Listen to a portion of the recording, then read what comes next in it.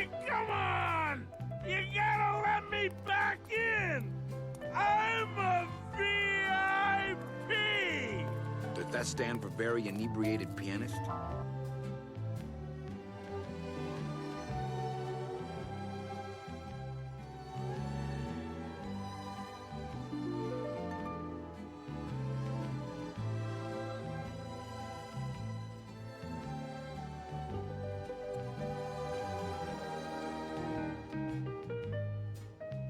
Hey, come on! You gotta let me back in! I'm a VIP! Does that stand for very inebriated pianist?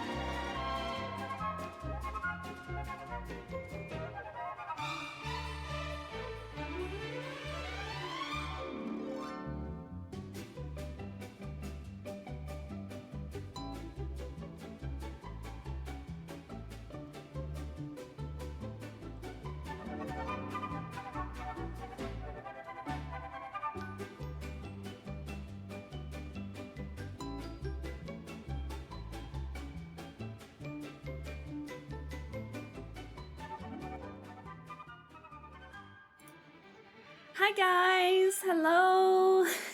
Hi, let me turn down the volume just a little bit more, I think. Hi guys, I hope that you all are doing well.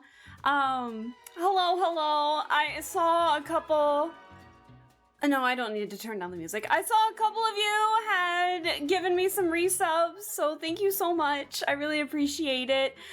Dewey, thank you so much for the 2 years. The 2 years. Seriously, thank you so much. I can't believe it's already been like 2 years. It doesn't feel like it, I can tell you that, but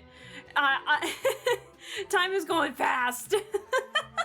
But yeah, thank you so much for the 2 months, and Sam, thank you so much for the 16 months. I don't care if it's not 2 years yet, that's still impressive. Thank you so much, Sam, I appreciate it. And I see Butter and Dude, I hope that you guys are doing well. Thank you for the lurks, and all of that. But hello. I'm sorry that I've just been a little inconsistent lately. Things IRL are just kind of a mess right now. I'll be completely honest with you. So, yeah, I've just been tired. I'm a little frustrated. I'm very mad. Not at you guys, of course, but I'm very mad at some of the situations that are happening right now. I'm done. I'm so tired. I haven't been able to sleep, I think, at all this week. I've just been freaking out over some stuff, and it's just been cold and all that jazz. It's, ugh. So I'm sorry if I'm not coming in, like, as excited, I guess. But, yeah, it's just real life stuff happening right now, and it's, I hate being emotional, is all I can say. I feel like I can't be taken seriously sometimes because I can get so emotional when I'm just, like, frustrated. It's awful. Don't be emotional. Just don't. What the hell was that? Can you guys hear me okay? Hello? Hold on. Can you guys hear me alright? There was a little boo-doo, and I don't know what that was. Anyways, well, okay. Sorry about that. Hello! So we know that Alaska's at least... No! Hush, Calderson. I'm not the clone today. It's not even doom scrolling stuff. It's personal stuff that's going on right now, that's all. It's just... I don't know, it's work related. And it's getting to the point where, I don't know. I don't know. But anyways, Calderson and D&DD, hello. I hope that you guys are doing well. Sorry if I'm not like 100% yet, but I'm hoping that when we actually play the game that I can distract myself a little bit, but I'm so mad. But also, hi Lappy, hello. Random window sounds are always terrifying. I know, it's like, what unplugged? Was it my microphone? Was it my headphones? Was it an update? Is it forcing me into an update? I don't fucking know anymore. But, yeah, so I guess I can talk about it a little bit. I've been very vague on the Discord and such, and I've just been radio silent on social media anymore just because I don't feel like it. I don't really feel like airing out just personal stuff on social media and such, but, you know, I guess I can say it here and such. But basically what's happening at work is that I got a write-up for the actual dumbest reason I've ever heard in my entire life.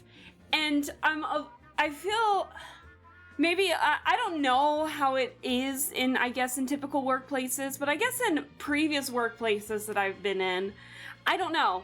When something devolves into an unfortunate he said, she said kind of situation, and then the higher-ups don't get one side of the situation, I don't know, I feel kind of belittled, I guess, if that makes sense. All my other workplaces had, you know, if someone came in with a complaint, you know, they would get both sides of the story just on their own, and then, you know, it would be gauged from there, so at least you'd have both versions of it on record and everything. So it's not necessarily the write-up, because it's whatever at this point.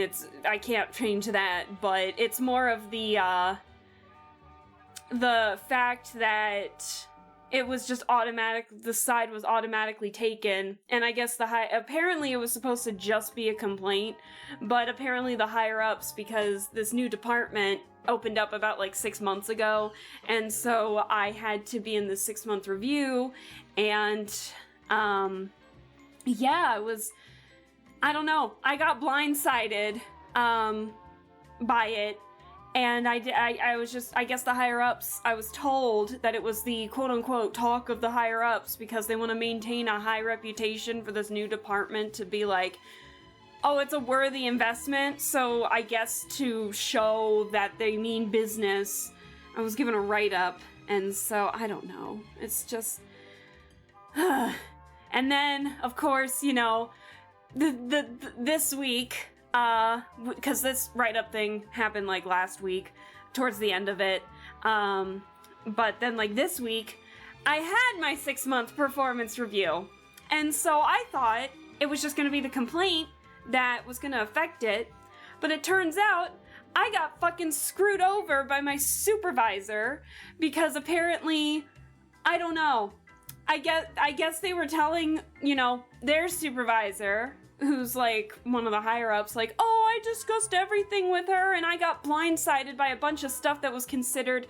concerning or problematic, and so my performance was quote unquote varied, even though I was at least, you know, producing results that were good and have a good rapport with like some of the other agency supervisors that I need to be in contact with for a good chunk of the time.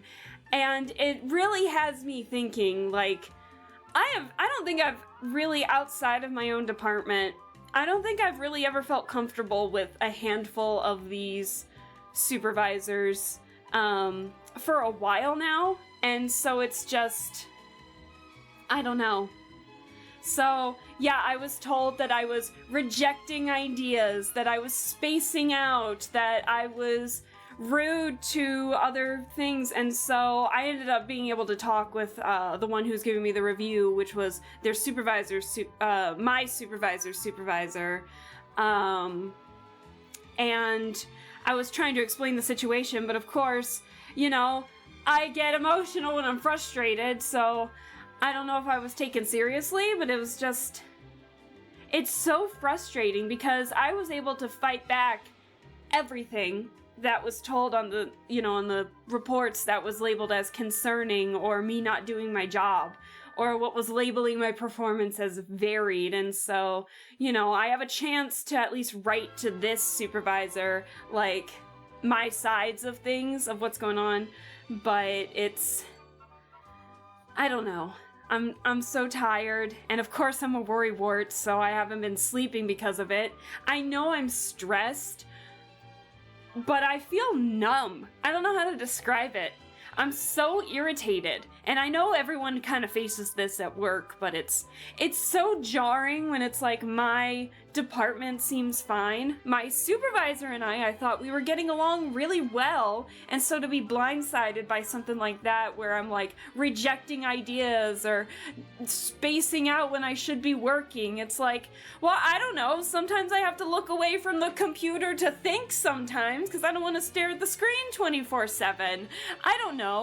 Or the fact that apparently me not taking feedback was because I did take the feedback, but it was for my own personal notes and tasks lists, but because it's not shown to the supervisor, I guess that means I didn't do it at all. So, and I think the worst part about it is that I don't think my supervisor is doing it maliciously. I just think my supervisor is just on the older end of things, and so, I don't know. So I think they have this mindset where it's like, if it's not done a certain way, it's not done the right way, you know? And so that means everything you're doing is wrong. And I know they mean well. They're very nice when I have conversations with them, but yeah, that pissed me off something awful, that the fact that it ended up with my performance varied.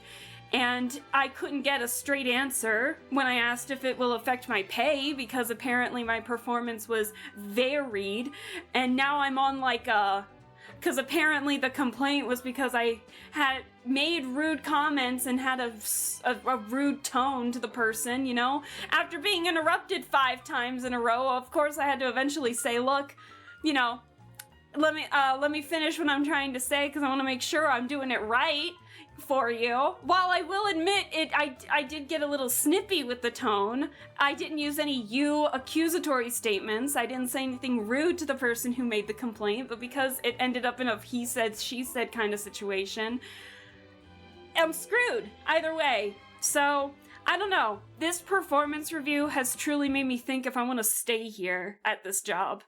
And it sucks, because I don't want to do any job hunting. You know how difficult it is online anymore to look at fucking jobs? I'm doing, like, HR/credentialing work, you know?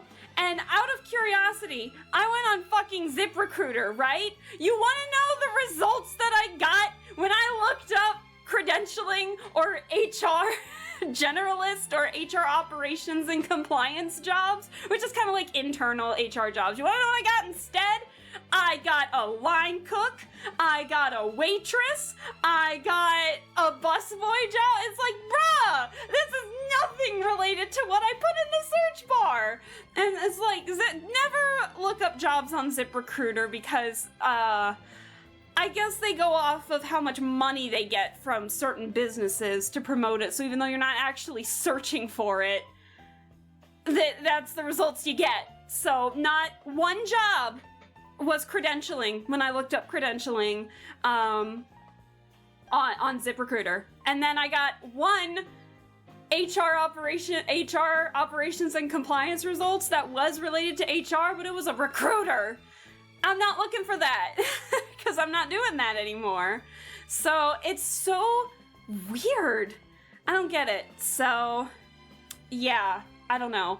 On the bright side of things, I do have a friend. She's a former coworker of mine that I've managed to stay friends with. I told her about the situation, and she seemed just when I had gotten the write-up, because funny enough, the same day I got the write-up, I was meeting up with this group of friends to have our shitty B horror movie night, you know. So we're all chit-chatting. We haven't seen each other since December. So I was mentioning to her like what was going on, and she was like, well, you know, if you ever need anything, I can take a look at where I'm currently working. I'm like, bless you, friend, bless you. But it's like, I don't know. And it just, I know chat's chatting. I know you guys don't want to hear this. I know there's a lot of shitty stuff happening in the world right now, and the last thing you guys need to hear is me venting and complaining about my work just having, you know, shitty supervisors, but it just hurts, I think, because I've been working there for almost 3 years, and within the 6 months that we've gotten into this credentialing, we opened up this credentialing department thing, now all of a sudden I'm getting these complaints, you know, from the supervisors. It's like, I don't know, is anyone figuring out a pattern, or is it just me? Because I haven't had any issues, this is at all, in this company before, so it's like, what the fuck? And, you know, I'm pretty tough-skinned when it comes to, you know, people giving me looks or stuff like that. If you don't like me, you don't like me. It's fine. You don't have to like me. But the thing that I say when it comes to the workplace is that you don't have to like me, but you have to respect my job and the work that I'm doing. And I am not getting that with some of these supervisors.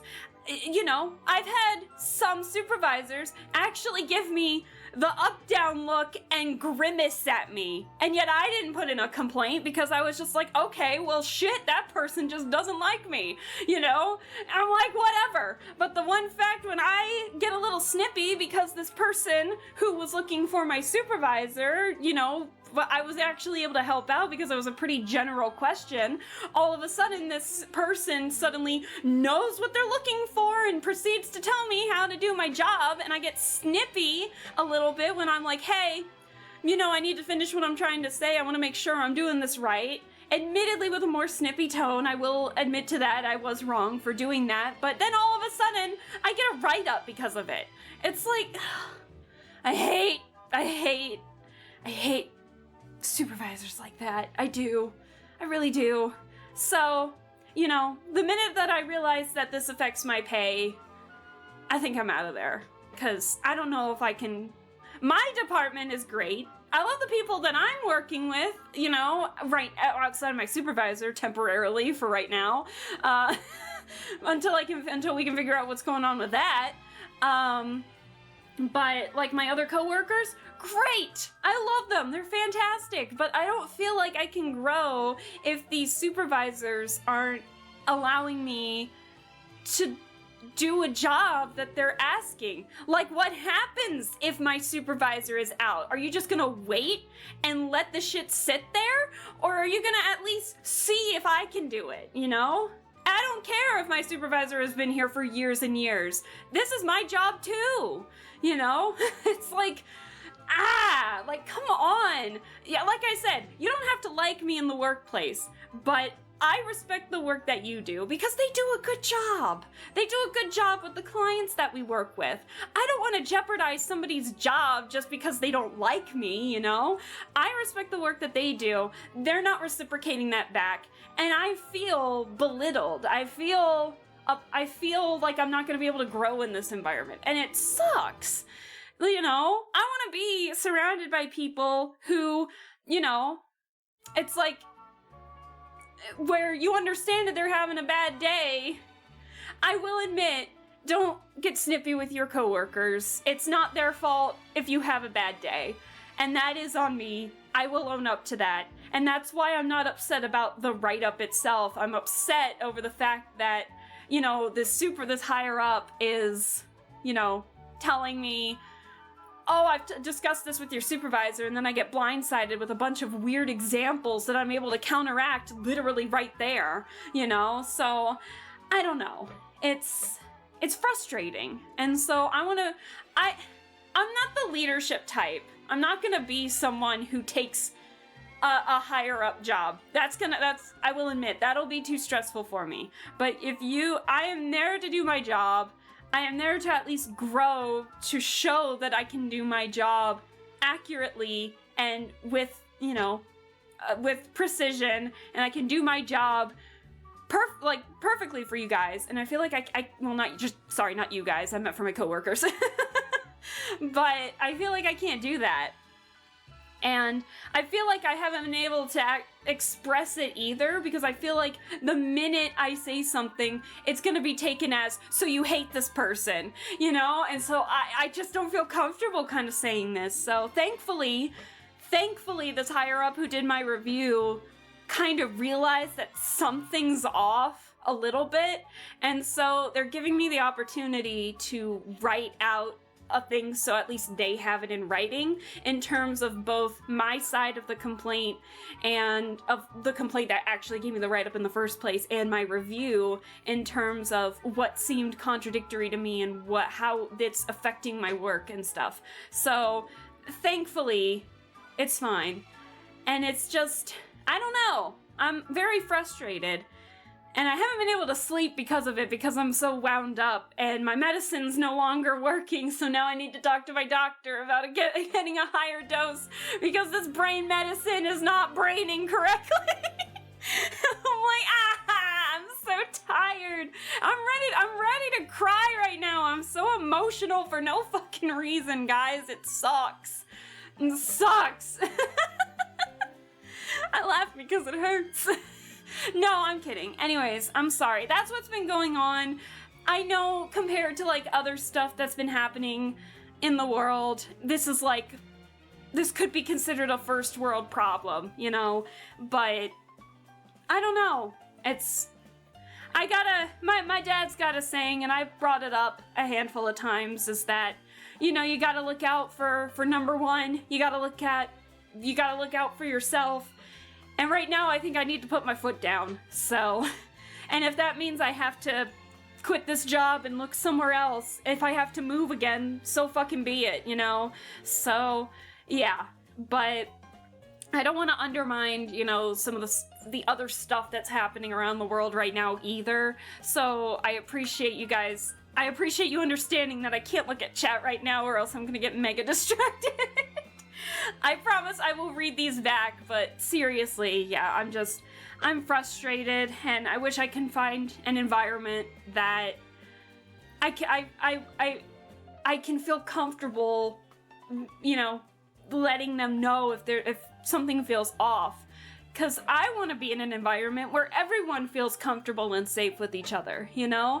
And I feel like I'm not getting that when I'm being grimaced at by supervisors, you know? And it's...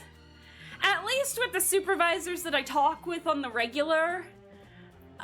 I should explain what exactly I mean by that. So basically what I'm doing is my company does administrative work for 4 different agencies, right? And so my supervisor does the work for a handful of those agencies. I do the work for the other half of the agencies. And so the halves that I'm working on are, you know, off in different counties and such. So I'm mostly on the phone or emails with them, whereas like my supervisor, people can walk into our office and talk with them, you know? So that's what I mean when I say the supervisors that matter at least have given me glowing reviews. So the fact that there's a big difference between what the supervisors and the employees and the new hires that I have been helping and my varied performance that the supervisor said, at least thankfully the higher up who gave me the review noticed that something's off, so at least they're giving me the chance to, you know, write out what's going on, because I think I tried to explain it, but I was so blindsided by a bunch of things like right there that I couldn't get everything out, so at least they're giving me the opportunity to finish and send an email at the end of the week, so at least we have something in writing. So, you know, I'm at least thankful for that. But yeah, again, sorry, I'm venting. I will look at chat, I swear. I just had to get that off my chest. I'm so tired, and I haven't been able to sleep because of this, because I just knew something like this was gonna happen, and I'm really upset by it. So, and if it does affect my pay, I'm out of there, because I need to afford my apartment. And a small % raise isn't gonna do it, unfortunately. So, anyways, I am so sorry I was not looking at chat at the entirety of that. Thank you for giving me the half hour instead of like chatting with you guys. It was more of me venting. I think I really needed to get it off my chest, and I can talk to you guys just fine. Why can't I do that in front of my supervisor? It sucks. Work sucks. I hate working. And it's sad because I actually like the work that I am doing. Like, I feel like I'm actually making a difference because, how do I describe it? A credential, it's not much. I'm not making a lot with this job, but at the same time, it's very it helps me know that I'm helping these employees out in the long run. So basically what this new credentialing department does, it's usually under billing, but we put it under HR at this company because HR has more access to the new hire files, and so that actually helps out a lot more with the info that we have more on hand rather than what billing does, because our software's old and it sucks, and granting permissions is actually way more of a hassle than it should be.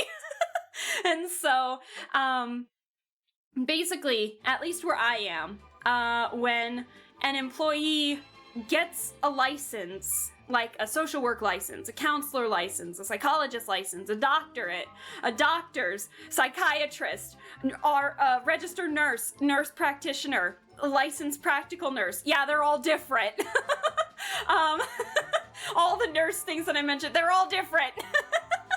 And when they receive a license, at least in the state where I am, we need them to have like an NPI number, which is kind of like a number that, at least in my state, it puts on the taxonomy, which is what billing uses to actually bill the services out with the correct amount. A taxonomy has like a set amount of money on it, so when a person bills that service, it bills that So then we get that, so our company gets that amount after that employee bills that service, basically. I don't know how to describe it. It's weird. And then we have to hook them up with Medicaid and eventually Medicare. And so they need an account for not only the NPI, they need an account for Medicare, they need an account for Medicaid. If they're independently licensed, like if it's a licensed independent social worker or a licensed practical clinical counselor, you know, they need to have another number. So they need to have like 4 or 5 accounts, and there's no tutorial. It's like, here's your license. Oh, look, nothing's billing. So that's why a lot of companies have the credentialing department. So that way, you know, they can bill services correctly without any problems or issues and stuff like that. And the amount of new hires that come in and they're just like, oh my God, Alaska, like, thank you so much for helping me. I would have no idea what to do with any of this, you know? So I like the work that I'm doing because I feel like I'm making a difference for those employees because now they have everything done and it's correct, you know, like all the info's in there. They have their Medicaid ID number, Medicare ID number, they have their unique independent license number, they have their NPI number, they have their DEAs, you know, if they're a nurse practitioner, it's like, what the fuck? Anyways, sorry, I didn't see that got blocked, Zep. I apologize.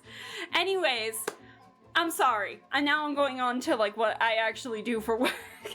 It's not much. Like it's not much work, but I'm happy with I do get paid pretty decently. I should honestly be getting paid less for this, but because I came in as like an HR, they let me keep my salary, so I'm getting paid a lot more than I probably should with this. But you know, I'm making enough where I can live pretty comfortably, like I can afford all my payments and rent and groceries and stuff without having to worry about stuff.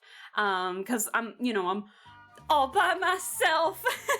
And so, in the state that I live in, I can at least, you know, afford all of that without any issue. I mean, I was able to splurge on a computer, for goodness sake. Like, I still had a lot saved up, thankfully, with the help of my parents allowing me to let me save up, rather than, you know, pay them rent when I was living at home.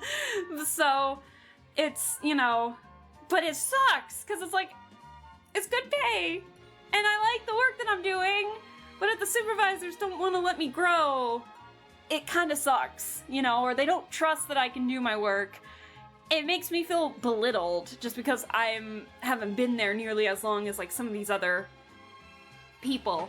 And it's weird that it feels like they get a pass for being rude, but when I do it, suddenly I'm ruining the reputation of something, you know? It's like, what the fuck? But anyways, I gotta shut up. You know, we should God damn it, we need JJ Falcon to take me to court so I can for damages. We gotta play some Aviary Attorney. We gotta see what JJ Falcon thinks about all of this. And Sparrowson, okay? But anyways, I'm really sorry about the vent, guys. I appreciate you being very patient with me while my brain was literally imploding on itself. Yeah, okay, not literally, but my brain felt like it was imploding on itself, and I'm still wound up about it, so I appreciate you guys hearing me out and everything. So, and I hope that you all are doing well. I hope that you all, if you're stuck in a state where it's super cold right now, I hope that you're staying warm and cozy, or in Canada where it's really freaking cold up in Canada. But yeah, I hope that you all are doing well. I hope that work is treating you well. I hope that you're treating yourself well. And I hope that, you know, I promise we will do way more fun. It's just, I think I need to get that off my chest because saying it out loud feels way more refreshing than I think. And I think I realized, so.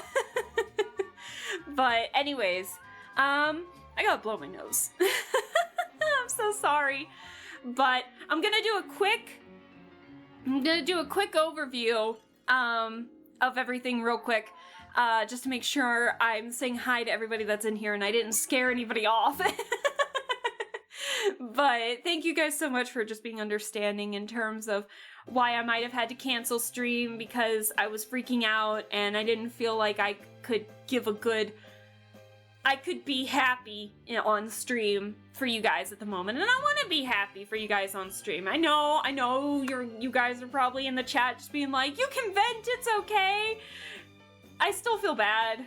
I know it's my channel, I know it's my streams, but you know, I want to make sure that you guys are having a fun time too. So I appreciate you guys just being very patient with me while I contemplate what my next steps are, because this might affect, you know, my job, my pay.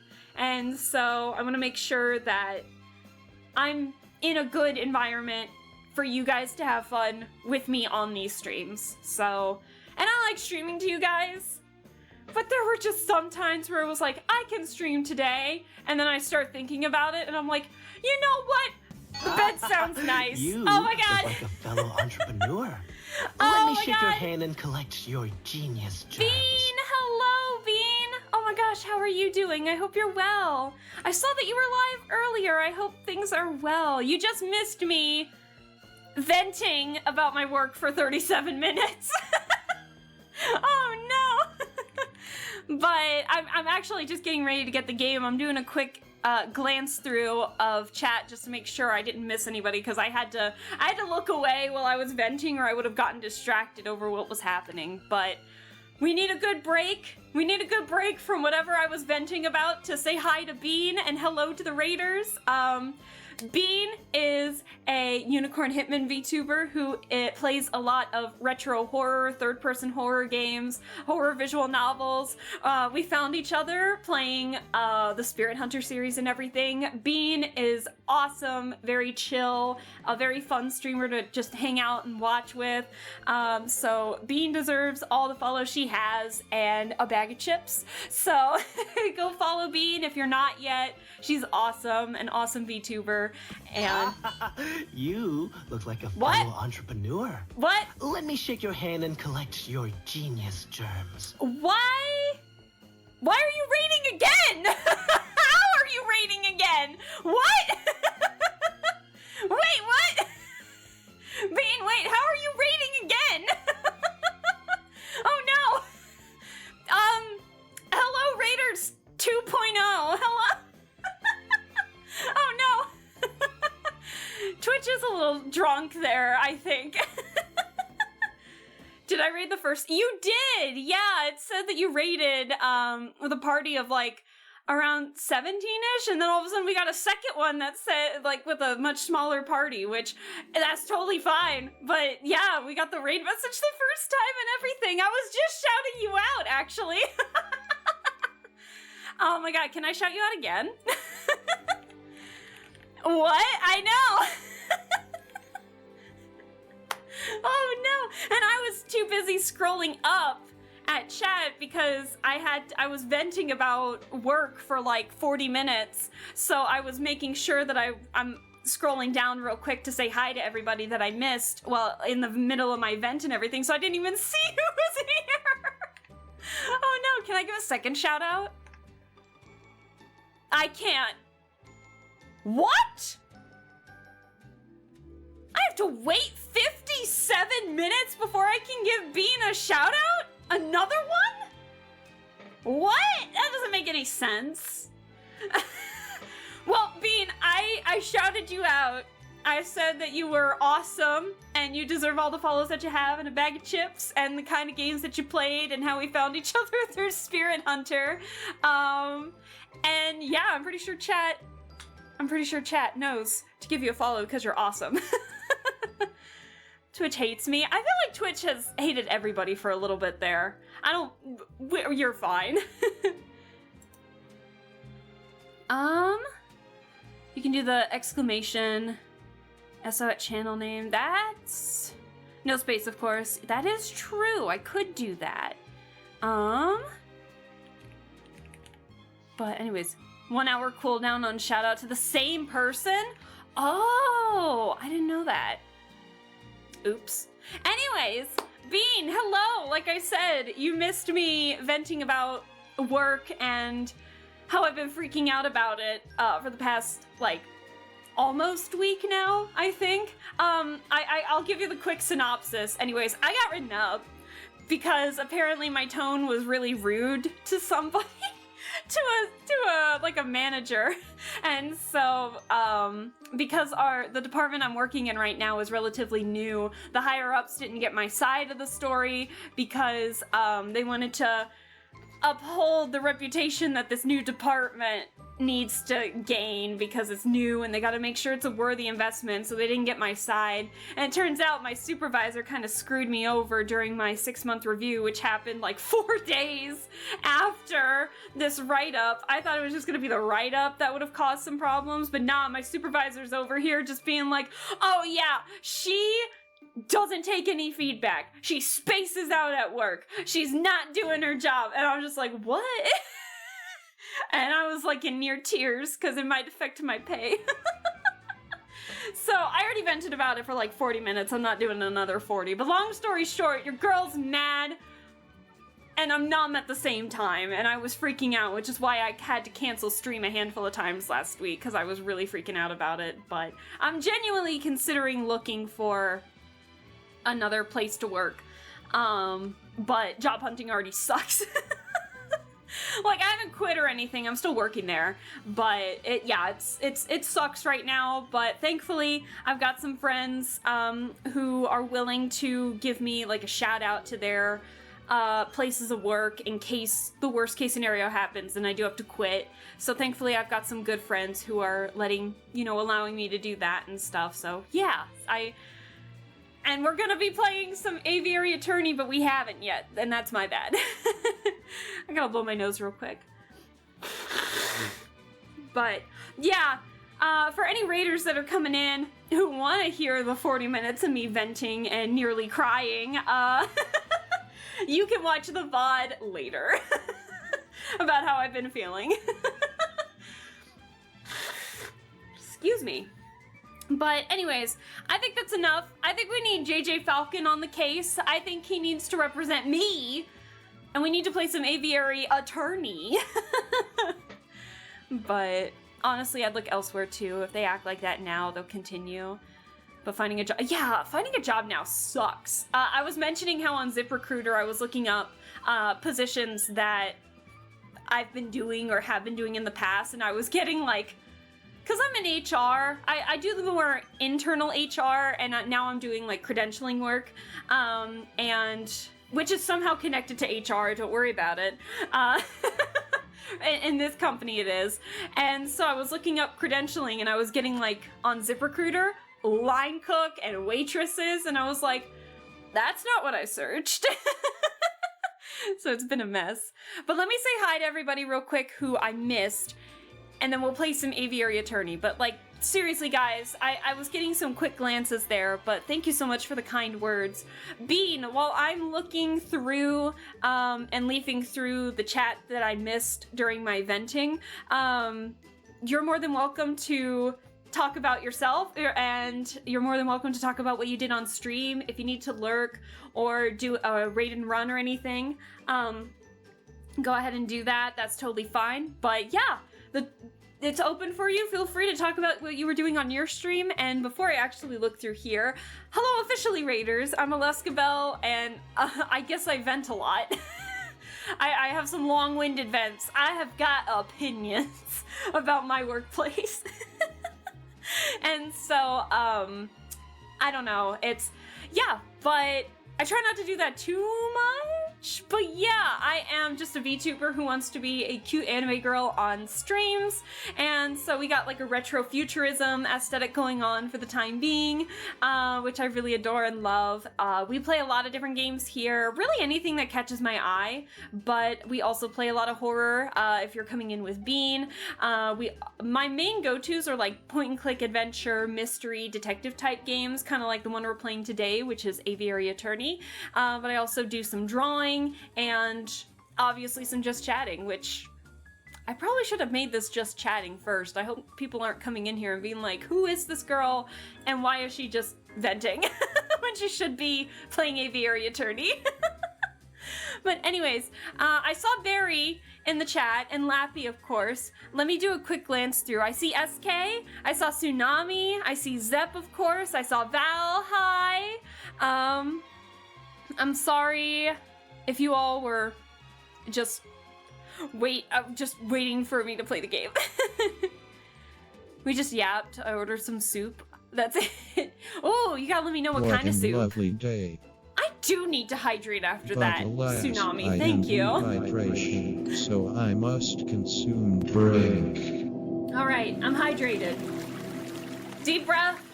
The venting is done. Like I said, if you want to hear the whole thing, you can look at the VOD later. I've already done the long story short.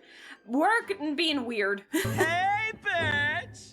Hey, Jester. Hello. I got you, bud. Thanks, Tsunami.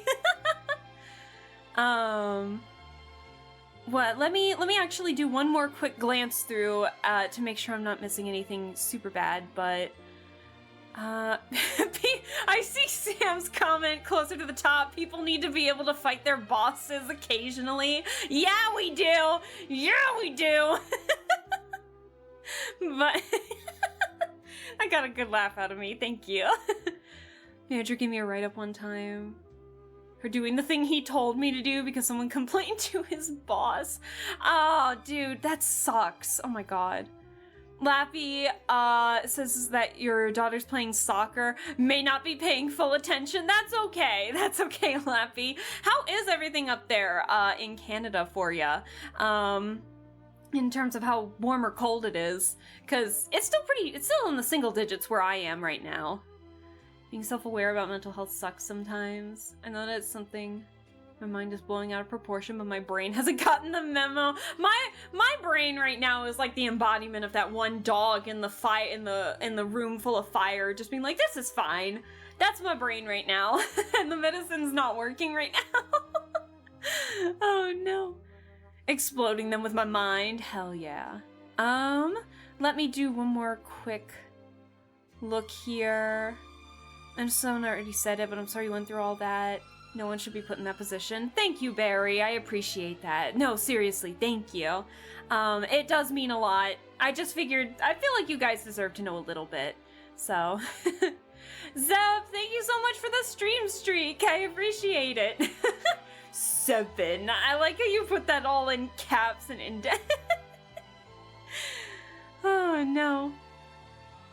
For some reason, it feels like they're trying to get rid of you without firing you. It's more of a common thing in Japan. I don't think they're trying to get rid of me. I genuinely feel like my supervisor's just one of those people who it's like, well, if it's not done this specific way, then it's not getting done, even though it is getting done. But because it's not done the right way or their way, it's kind of like, well, now you're just doing it wrong, so I'm gonna mark it wrong on your report. You know, I feel like it's just one of those situations, unfortunately. Like I said, my supervisor has been there for years, decades even, and is well known between a lot of the supervisors and such, and a lot of the employees there. So, you know, there's been a specific way to do things, and I'm over here just being like, well, what if I did it? I take your feedback, but I also do this on top of it. And suddenly it's wrong, you know? I think it's just one of those situations. So, because I think they genuinely mean well. Supervisor sounds like a power tripping creep. Oh no. Bruh! No, I don't think that's the case, SK, but I did make it sound that way, didn't I? But I don't really... It sucks, but I mean... I think the supervisor does mean well, and they're just like a critical person all the way around, unfortunately. And also Val, hello. This is one of those situations where you need to put your foot down, absolutely. So once I see how it affects my pay or anything, yeah, I might be job hunting. And will that mean I might have to move? It'll suck, but yeah.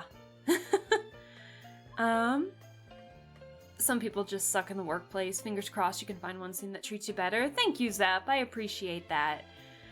Okay, I think I'm actually caught up. I'm doing some quick stuff here. You can and want fingers crossed you can find a remote job where you don't have to deal with that shit with shitty people coming directly to your face. See, that's the thing. I thought we handled the situation so well that caused the complaint because, well, I do admit I did get snippy, but I mean, that was after the 5th time they had interrupted me, and I didn't even use any accusatory statements. You know, I was like, hey, I want to make sure I, you know, get this right. I need to finish what I'm saying here so that way I know that I'm getting you the right info you need. Obviously with more snip to it, because it was already a morning because I drove in the snow and I was tired already. But, and you know, immediately afterwards I was like, hey, I'm really sorry about my tone. It's just been one of those mornings. Let's figure out this together. And we figured it out together. We solved the problem, and then we talked for each other for like a good 10 minutes, you know? And yeah, and I remember the conversation because we got a good laugh out of stuff that was going on. So then to be blindsided with the complaint, it just kinda, and then a write-up on top of that, it was just kind of like, whoa, what? So, I don't know. It's weird. Anyways, I gotta shut up. It's almost been an hour of stream and I have yet to actually open this game. Let's play the game. So, thank you guys for being very understanding yet again. I promise, this is, you know what? Hey, bitch! Hey, SK, hello. Again. You know, this is why we're playing this game tomorrow, too. To make up for the fact that I knew I was gonna be venting about this today. I just knew I was gonna. But yeah, that's why my stream schedule's been like, I'm gonna mute this and actually get the game going. That's why I've been a little wonky with streaming, because I've just been in such a bad mood. I was worried I was gonna lash out at you guys or something, and you guys don't deserve me being mad at you just because I'm mad about the situation. You know what I mean? So I want to make sure that I'm not letting out my anger unhealthily, you know, and I felt like that probably was gonna happen, so I still vented, but obviously it wasn't directed to you guys. It was just me being like, job sucks. Working sucks. Anyways, let me actually get the game going, and we'll go there. I'm saying hey to the game this time, sorry. Oh no! Oh, SK, yeah, I'll get the game up. Give me a second. Okay, give me 1 second. Game? Is it updating? What's going on? Hold on. What? Why is it so tiny? Guys! Why is it so tiny? No! What happened? Hold on. Hold on. I gotta go back into the options. Give me a sec. It kept my save, thank God. I just need to put it in full screen for some reason. Small burbs at law, exactly. An hour, wasn't it? Half an hour, like 5 minutes ago. Yeah. Okay. Small screen for the small creatures. It's like actual size. Actual size of the birds.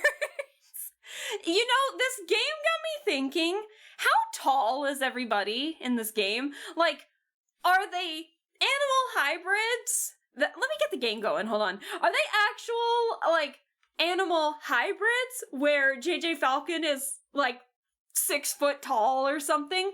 Or is this just, I don't know, Zootopia logic, where they're animal sizes, but I don't know. It's hard to gauge, because they're all bipedal. Even the quadrupeds are bipedal in this game. I don't know. It's weird. Anyways, so last time we played this game, we were, oh, also I have Google Translate at the ready, so. Oh man, but, last time we played this game, we were helping this damsel, Damiao, Lady Damiao, who, yes, that is her name, who was accused of murdering a frog. What was the frog's name? Something gee. No, never mind. I'm not even gonna bother. I'm not gonna try. I'll have to look at the VOD later. I'm not prepared mentally. But anyways, Gurnwy, that's it. Yeah, so a frog named Gurnwy was murdered, and so Lady Damiao was accused of murdering the frog. But as we were gathering evidence, it leaned towards the Baron, who we just called Baron Roar because I couldn't actually pronounce the French word no matter how many times I heard it. And so it was leaning towards him being the accused. So when we were in trial, he actually threatened us in trial and everything. So the jury was like, Lady Damiao, not guilty. You presented the right evidence. And then when we were celebrating with Lady Damiao, we found out she did murder him! And JJ Falcon was not pleased. He was not happy. So we continue the next day. Here we go. January 7th, 1848. I fear the music might get loud. The Palais du Louvre? Oh my god. Let us be reasonable, signors.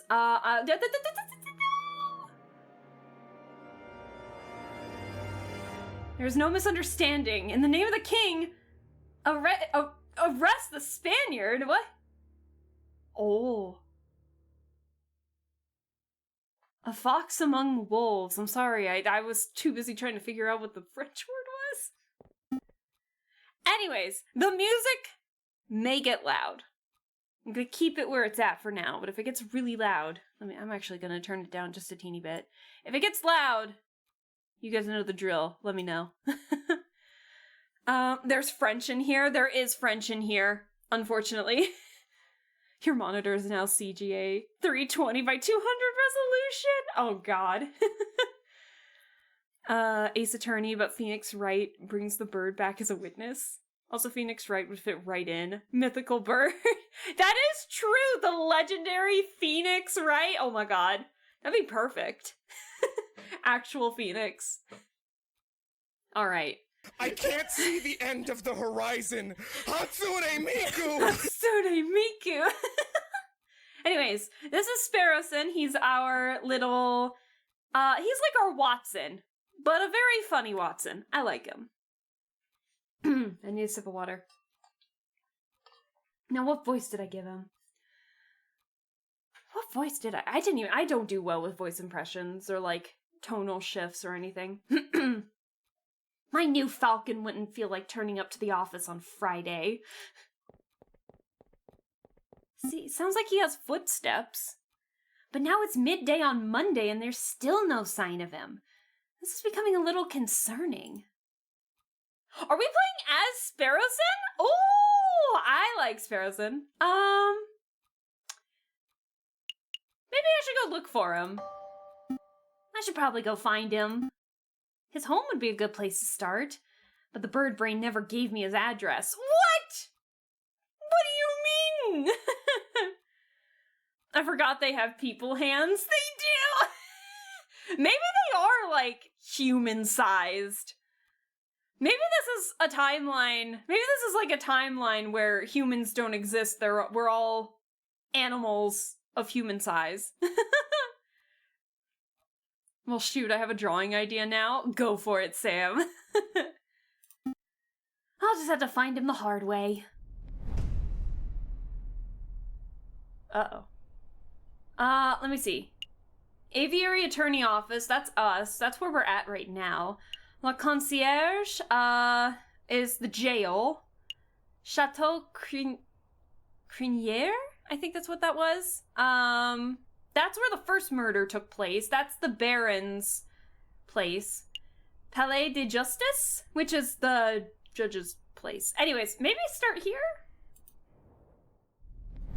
Dude, the art in this game is so good. Oh my god! Oh my god! It's the... it's the attorney for the other one. Not the defendant, the prosecutor from the first case. No sign of Falcon here. Excuse me, Rupert. Oh, it's you. first year dropout. What? Wow, that's how you address me? How dare. Hey, I didn't drop out. I was forcibly ejected. But that doesn't matter right now. I'm looking for Falcon. Have you seen him? Falcon? The guy who, somehow blundered his way through the Cataline trial with the help of some very dubious evidence? Ravington? No, I haven't seen him since the, trial.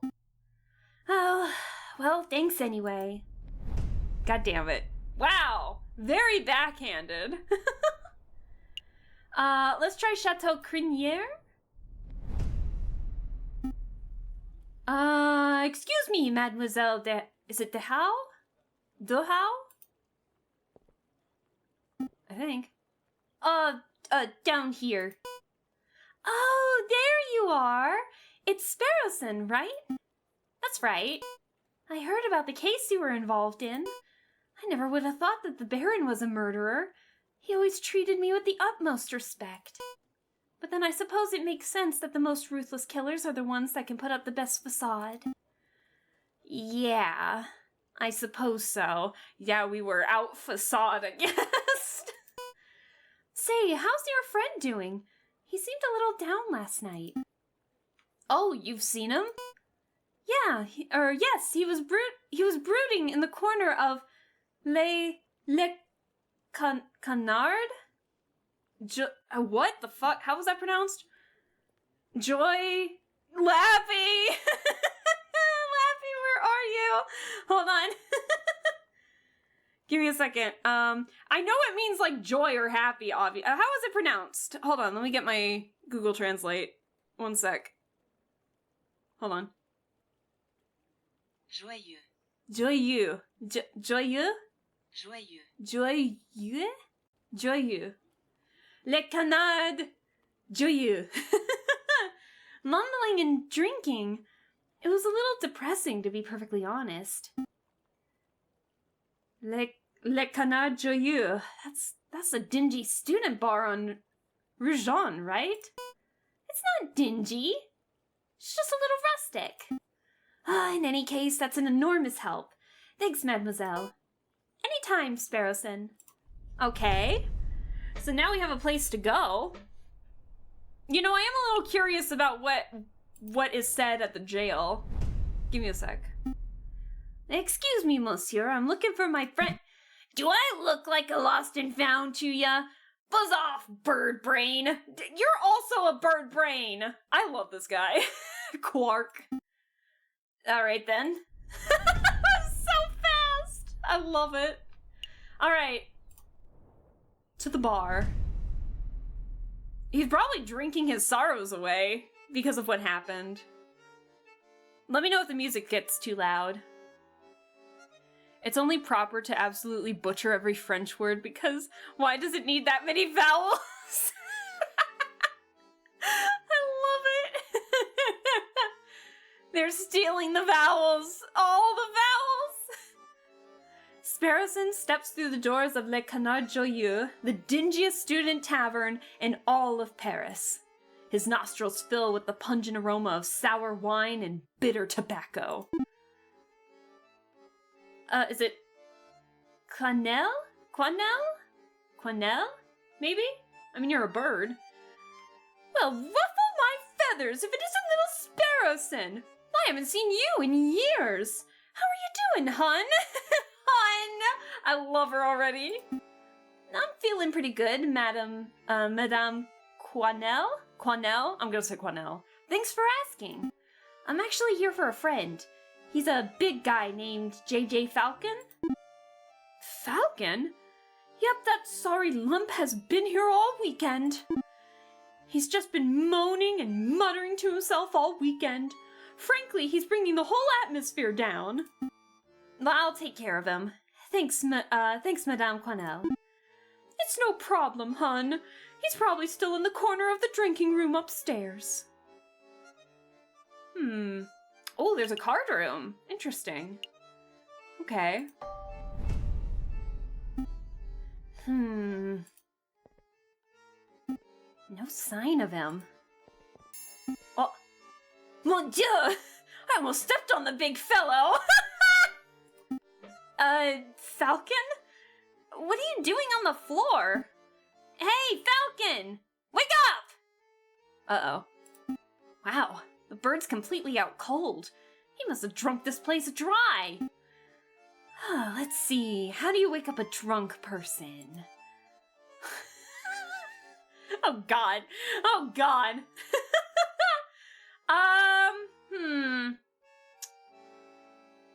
One rough weekend. This feels the most Sparrowson, if I'm being completely honest with ya. What an lovely day. Oh no. But alas, I think I am Tsunami agrees. dehydration, so I must consume drink. I think one more drink on the house. Let's pour it on his head. I do. I love it. Oh no. Hi, silly Dan. Hello. Well, I guess it's time for a rude awakening. Wakey, wakey!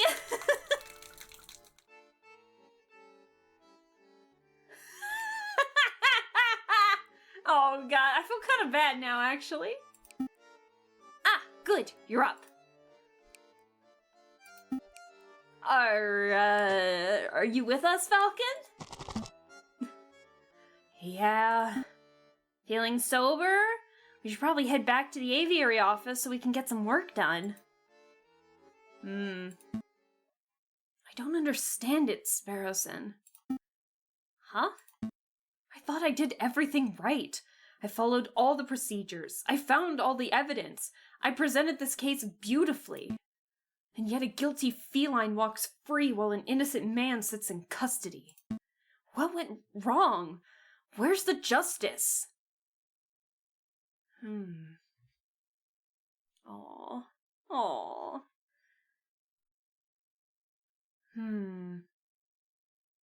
I actually don't know what to say to this. Because I feel like if we say that... I don't know. Aww. I'm sorry, Falcon. I don't have the answers. But what I do have is freshly baked croissants from Pierre's what? But what? What is that word? From Pierre's. Hold on. Boulangerie? That's not it. I know that. Okay, so it means bakery, but how the hell do you pronounce bakery in French? Boulangerie. Boulangerie. From Pierre's Boulangerie. Even the old man wants some. Once again, why does it need that many vowels? I don't know. Croissants? Yep. They're waiting for you back at the aviary. I'm sitting here moping about justice, and you offer me croissants. Well, it's not just croissants. I got some pain au chocolat, too. I could go for some pain au chocolat. We had chocolate. Chocolate feeds the soul sometimes, I swear. Fantastic. Then let's make a move. Awesome. I love these two. I love these two. I love their dynamic. All right, I admit it. These croissants are amazing. I told you, Pierre's Boulangerie on Rue Verde is something else. Oh, that reminds me. The baker told me something interesting. Do you know what they call pain au chocolat in America? They don't call them pain au chocolat? Nope.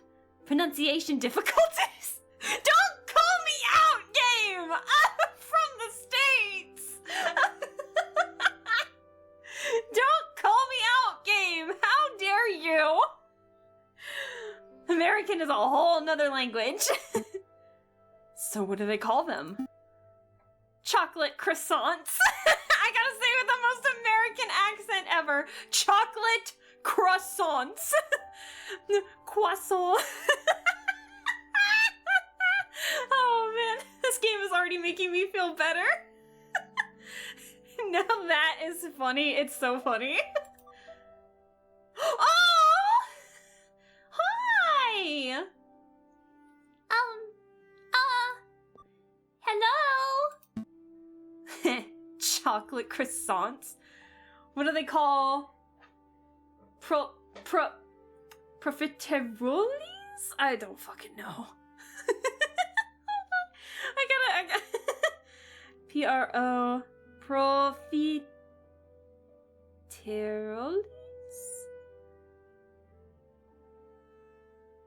Did I what are they?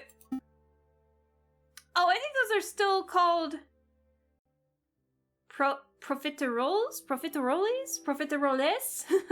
But rather than custard, they fill them with ice cream and smother them in melted chocolate. Oh!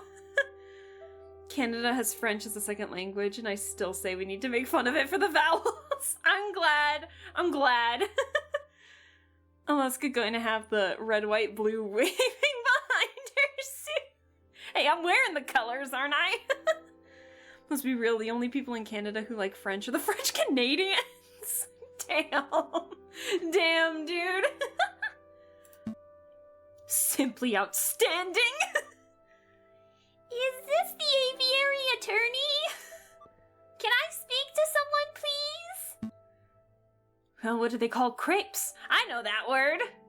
Excuse me! Did you hear something, Sparrowson? OMG, so small. What a little guy. Down here! Oh, sorry, I didn't see you there. Well, what can I do for you, little one? Oh gosh, where to start? Your name, perhaps? Mousy. My name is Mousy. Aw, hi, Mousy. Aw. And what can we do for you, Monsieur Mousy? This is Mousy's canon voice for me. Aw, I'm glad. I have this friend, and he's fallen under some legal turbulence. Legal turbulence? You mean he's been arrested? Yes, I suppose so. They're saying he's a murderer, but he didn't do it! He didn't do it! Well, that's quite the problem. I know! Oh, I forgot to mention, he's the Prince of Spain! Oh, how can I forget such a tiny little detail? Tiny like me! He's just the Prince of Spain! The Prince of Spain? And you didn't think that was worth mentioning from the start? I forgot! I must ask, Mousy, why did you come to us? I would have thought that the Spanish royal family would hire legal counsel with a little more, not terribleness? Expertise. Oh, the prince has great faith in your lawyering skills, Monsieur Falcon. He said that your reputation as a lawyer was renowned. Really? The prince said that? That's a great opportunity, Falcon. Surely you wouldn't deny a request from the Prince of Spain. Why do I feel like this is like a Prince of Nigeria scam? Do you remember those where it was like, oh, I just need some money and I will give you money if you give me your credit card info? Why do I feel like it's that? If the Prince of Spain was so important, then name the current one. That's one way to bury the lead. They're just a little guy under duress. Aww. Meh. Yeah, we'll take the case. We'll take it. Of course we'll take the case. Grab your coat, Sparrowson. We have royalty to defend. That's the spirit. Good luck to you, messieurs. You aren't coming with us, Mousy? I have other matters to attend to. You're not the murderer, are you, Mousy? But Prince Swan is being held in the concierge. I'm sure he'll fill you in on the details. Fill you in all... I misread that, and I don't know what I said. Right, let's make a move then. Let's go. You mean... You mean I'm not getting my $17 million? No, I'm sorry, dude. I just need a small package of $100 Amazon gift cards to save the royal treasury. Oh my gosh. Do you guys know that one guy, Kit Boga, who has the voice changer and everything, and he just wastes scammers' time with like the Amazon gift cards? There's this 30-minute compilation of him just making this guy 10-hour call, and this scammer thinks he's getting money out of an old lady, and he talks like an old lady with the help of a voice changer and just like an old lady who just doesn't know when to shut up. It's so funny because then at the end, he has this fake site to make it look like if you punch in the Google Play card and it says it's been submitted, but it's a fake number, obviously. So then him impersonating the old lady, he types it in because, you know, the scammers are like, oh, give us the numbers of the cards, like, so we can redeem them, you know, on our end or something. But she's like, oh, he's like, oh, you, as the old lady, like, oh, you want to redeem the cards? Okay. And then he punches it in the fake website of the Google Play Store, and you can just see them freaking out because it's, yes, I redeemed the cards, and the scammer's like, no, you were supposed to give me the number. And their freakouts are so funny. So that's one dedicated scammer. Oh my god, yeah. Look up Kit Boga if you just want to see scammers have their time wasted with a really funny guy. But he does good. He does work with some help too in terms of finding information so they can send it over to police or you know, erase anything that they need to. Like, the people that do that are great. Good for them. But I highly recommend watching that because the one dude, he's got like the scammer's got that thing where he can see the screen of Kit Boga's just like janky computer that he uses for these scam things, and you can see the mouse waving in panic as he's trying to hit the cancel button when he's hitting enter as the old lady. It's so funny. I love it. I'm back. Hi, welcome back, Laugh. I hope I didn't miss too much. Well, you missed me pouring alcohol on Falcon. You missed me trying to figure out how to pronounce bakery. And a little mouse named Mousy asked us to help the Prince of Spain who got arrested in Paris. So we're going to meet this Prince of Spain, and we started talking about scammers. I like the hackers who track their building and show it to them and they freak out. Yes, dude, I love those! It's so good! Anyways, we're good now. Good day, monsieur. Oh, it's you two again. Hey, nice work on Lady Kitten's trial. Baron Roar, I'm not pronouncing it again. I'm calling him Roar, I'm sorry. Baron Roar is pacing around a cell right now, ranting about wringing your neck. Yeah, I'm not surprised. He's super mad, but hey, a criminal's a criminal, right?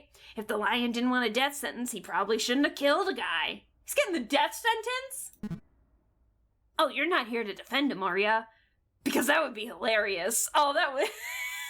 Could you imagine? Oh, we're actually here to see Prince Juan...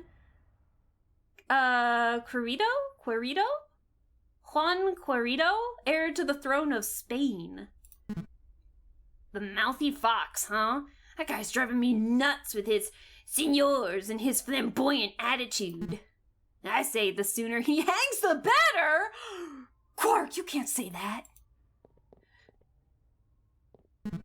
Oh, come on then. While we're young. Ooh, fancy fox. The Prince of Spain, I presume?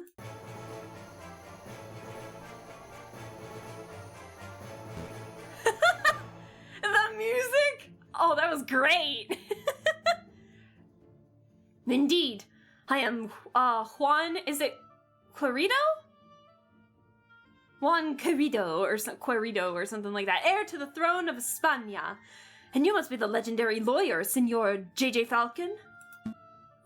Well, I wouldn't say legendary. I wouldn't even say notable. Such humility! I would not expect nothing less from renowned individuals such as yourselves. God, the music swelling makes me worried that the music's getting too loud. Let me know if the music gets too loud. I'll turn it down a bit more. But let's get down to business. That's gonna happen every session, isn't it? But let us get down to business. I trust that I said I took Spanish, and I'm worried I'm gonna muck up my Spanish. I trust that my compañero Mousy explained the situation. He told us that you have been accused of music. Let me turn down the music just a teeny bit for you guys. The music swelling is crazy in this. He told us that you've been accused of murder, but we need some further details before we can start our investigation. Ah, of course. What is it that you wanted to know? Why are you in Paris? Why did you come to Paris, Prince Juan? I was on a diplomatic mission. I do not know whether you're familiar with current events, but you may have heard that my country is in a state of turmoil. Contenders for the Spanish throne are slandering, plotting, backstabbing. It's chaos and the people are suffering. So I thought, if I could befriend some French royalty, perhaps even the king himself, maybe I can strengthen my family's name. With the Querido dynasty restored, I would have a chance at bringing peace to my beautiful nation. Well, I guess that plan's gone out the window. Sparrowson, don't be rude. No, he's right. I failed terribly. Perceive it, Barry? You're perceiving? Oh, so rich that he can afford his own sound cue? That he can afford his own sound cue. I love it, Sam. Don't fret, Prince Juan. We'll do everything in our power to clear your name. Maybe once the dust has settled, you'll have another opportunity to speak with King, is it, now in Paris, is it, it's not Louis, obviously, it's Louis Philippe? With King Louis Philippe. I sound so American, I hate it. Complete your mission. Thank you, Senor Falcon.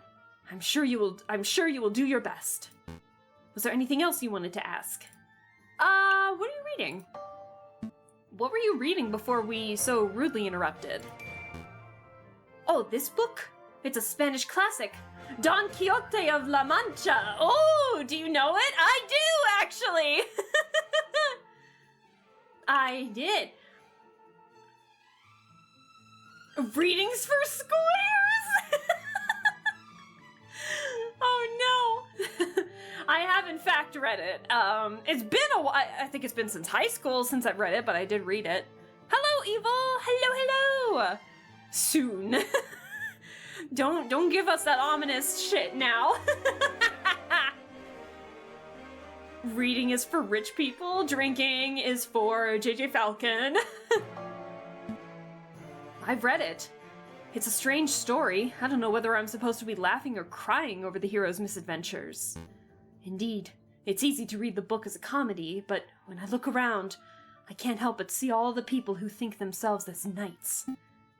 I have no idea what you two are prattling on about. Not a book lover, Senor Sparrowson? I dabble. It's just, well, most of my reading material tends to be on the lighter side. Nice and pulpy. I see. Well, how about this, Senor Sparrowson? I will lend you this book. Maybe you'll have a chance to read it, and then you'll be able to join in our conversation. Thank you. I'll keep it in my bathroom. For toilet reading material, of course. El Ignacio Hidalgo Don Quixote de la Mancha has been added to your evidence folder. What are you playing? We are playing a game called Aviary Attorney.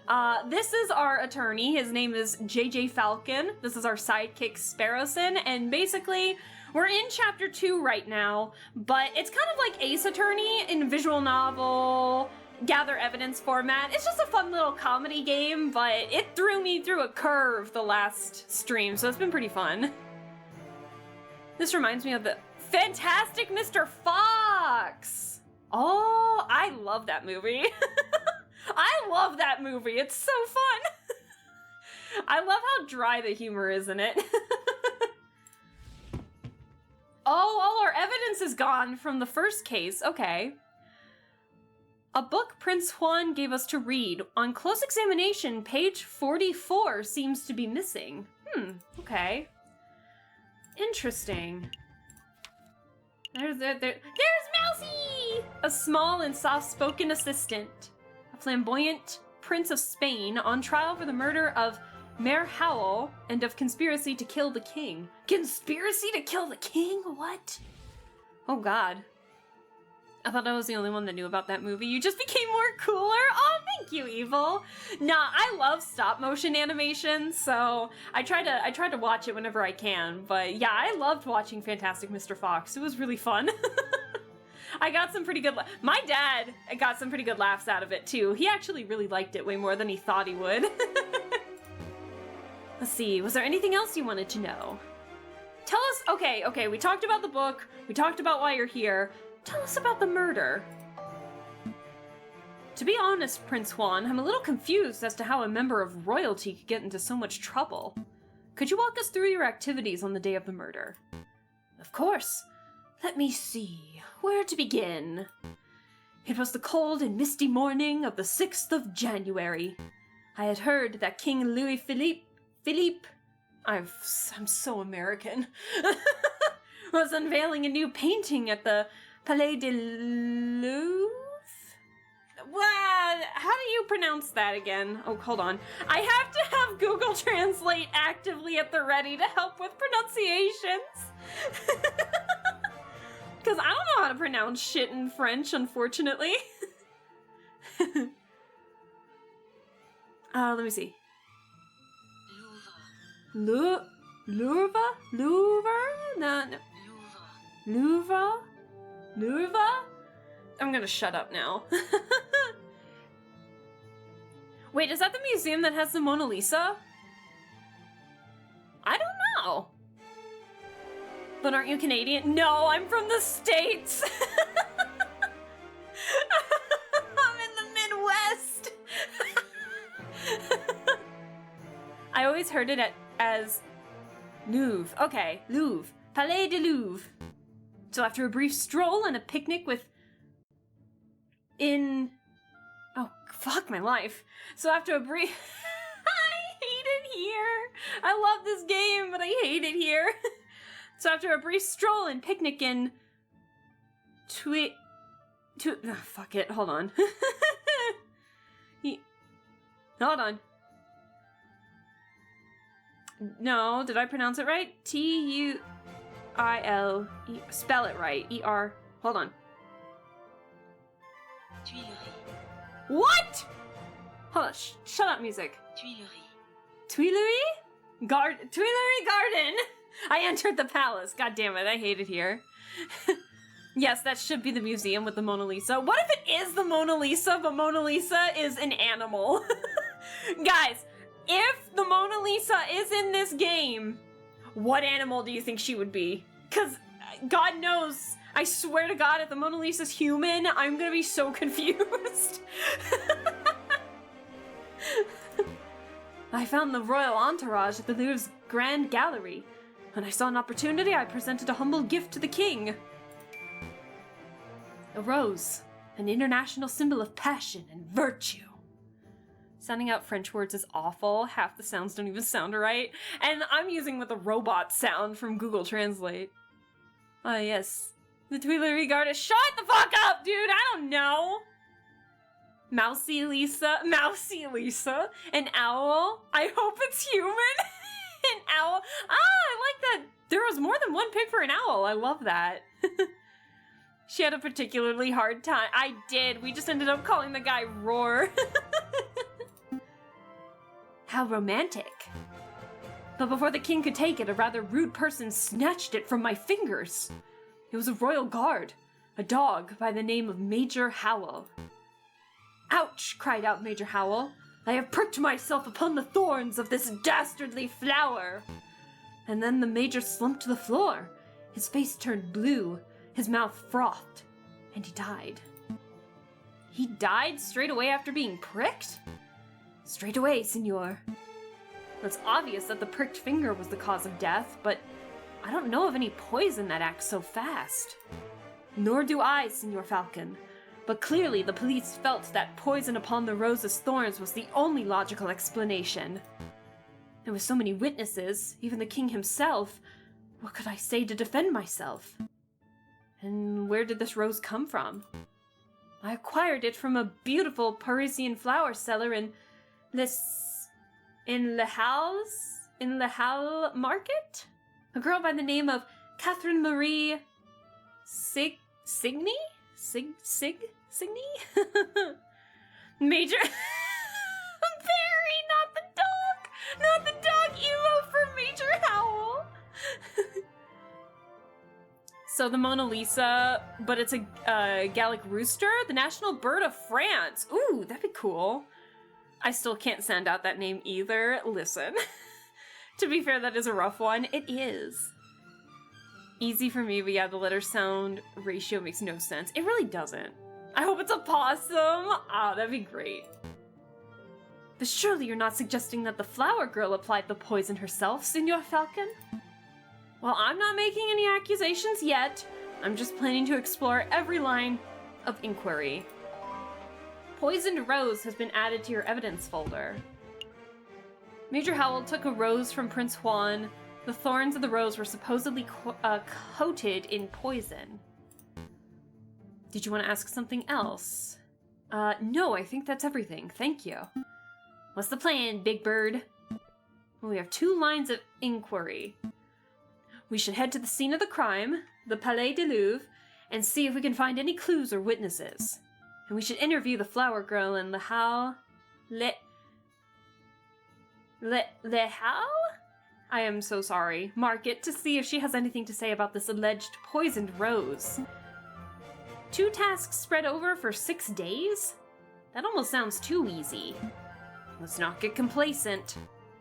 Good luck, senors. Wait a minute, Falcon. What is it? Did something seem off about Prince Juan to you?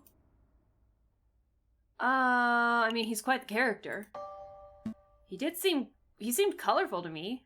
Throwing roses, spouting out literature. Juan's one suave Spaniard. Maybe I misread him. Well, look, if this is bothering you, then we could always ask around. Maybe someone in the city knows Juan's dirty secret.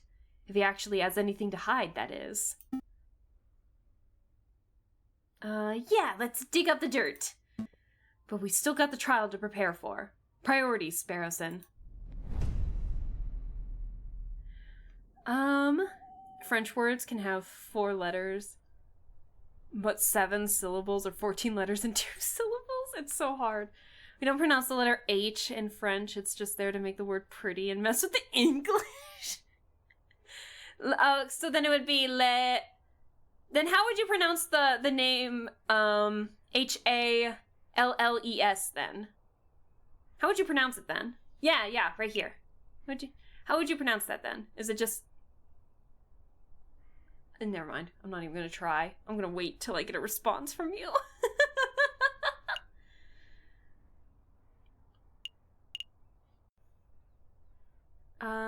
Same, just don't emphasize on the H. So, do you say the ES? Is the S pronounced? That's what I think I'm confused about, if the S is pronounced in this. Alice? Is it... So, it would be... Nope. All? Alice? That... never mind. I'm so sorry.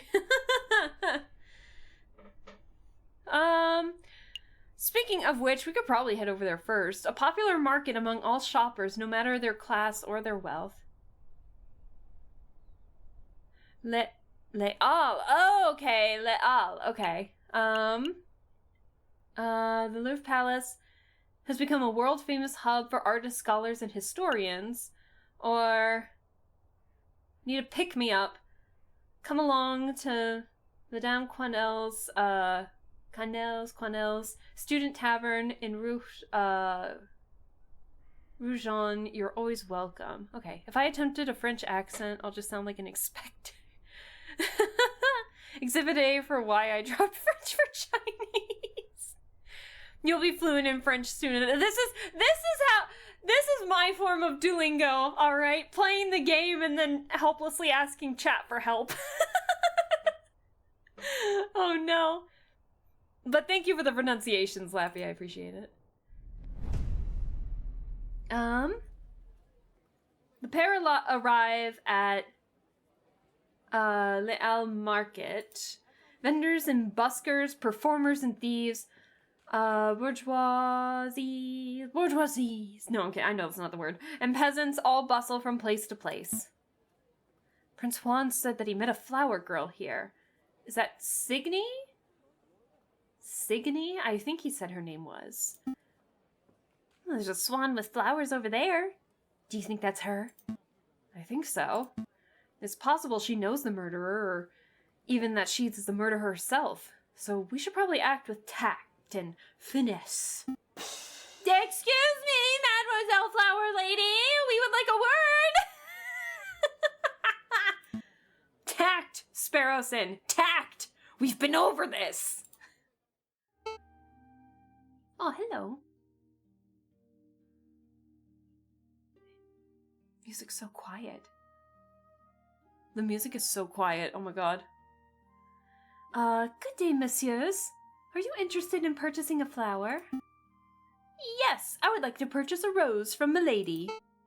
I'm afraid that I'm out of roses. I sold my last one a week ago. Perhaps you would be satisfied with a chrysanthemum instead? I love chrysanthemums. 'Tis a beautiful flower from a fair maiden. Please don't mind Sparrowson. He fell out of his nest as a baby and said dumb things ever since. Ah! Hey! Let me introduce myself. I am J.J. Falcon, defense attorney. Are you Mademoiselle Signy? I'm just calling it. Don't pronounce the E at Sign? No. Sig? Don't pronounce the E at the end. So it'd be Sig? Is the G? Do you pronounce the G? Asian languages have rules, and they make sense majority of the time. English and French are just the Wild West of speaking, and I'm a native English speaker, so it's fine with me. The prince could afford the volume. It's a soft G, I guess? Hold on. Give me a second. Give me 1 second. Hold the phone. Google Translate, please. Help. So it'd be... Well, I mean, it's just swan. It's the French word for swan. Hold on. Cygne. Cygne? Cygne. What? Cygne. What? Hold on. Get this music out of my head for a second. Cygne. Cygne? Signya? Yeah, no E, you got it. Signya, okay. Are you Mademoiselle Signya? That's right. Catherine Marie Signya. I suppose you're here about the royal assassination attempt? How did you know? I'm no fool, monsieur. I know that a rose I sold was used as the murder weapon. To be honest, I'm surprised it's taken so long for someone to directly question me. The Parisian police seem to have a habit of missing obvious leads, so do you mind if we ask you a couple of questions? Business is slow. Please ask away. Who bought your last rose? Mademoiselle, you mentioned that you sold your last rose a week ago. Who did you sell it to? The person who bought the rose. I didn't catch his name, but he was a charming red fox. Sounds like our Juan. I met him around a week ago on the 6th. We talked for a little while about the usual things. You know, like how everything seems to be in debt these days. Then he bought a rose and left. I hear that the fox is on trial, but to be honest, monsieur, I don't think he's guilty. Oh? Why's that? Well, actually, never mind. It's just a gut feeling. I'm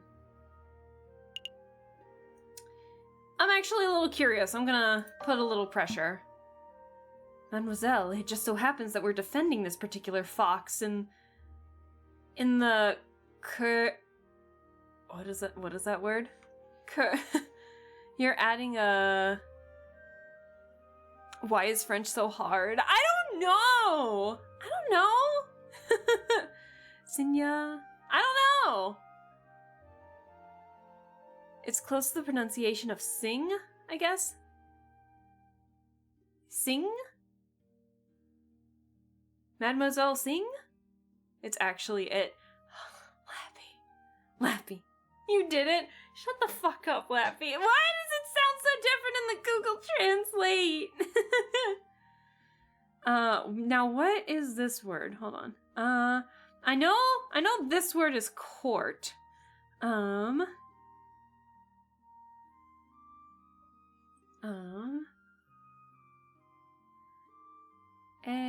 A-S-S-I-S-E-S. Hold on.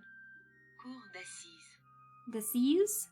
I'm being proud of you. Thank you, Lappy. Cour d'assises. Okay. Hello. If you have something to say that could prove his innocence, now would be the time to let us know. I'm sorry, messieurs. I can't. Wait! Mademoiselle Sing, wait up! Damn. Nice display of tact and finesse, Falcon. You scared her off! The Swan obviously knows something crucial about the case. We need to get to the bottom of whatever it is. Agreed, but I don't think she'll be in the mood to tell us anything else. Well, I know. Why not try acting with a little more tact and finesse next time? Hush. Fuck, I messed up. A new day. Well, shit. I didn't get the chance to ask her everything. God damn it. 'Cause we didn't ask where the roses came from. Guess we're going to the Palais du Louvre. Falcon and Sparrowson make their way to the that is not just place. Place du Carrousel, the courtyard just north of the Louvre's Grand Gallery. That's the Arc de Triomphe over there, right? I swear it's smaller than how I remember it. That's the Arc de Triomphe du Carrousel, you doofus. The big Arc de Triomphe is up the road. What? No way! Why are there two? Because when a man like Napoleon invades half of Europe, he gets to build as many triumphal arches as he damn well pleases. So Napoleon exists in this world. So no... What world are we in right now? I thought Falcon was gonna say hush and shush. Hush and shush, Barry.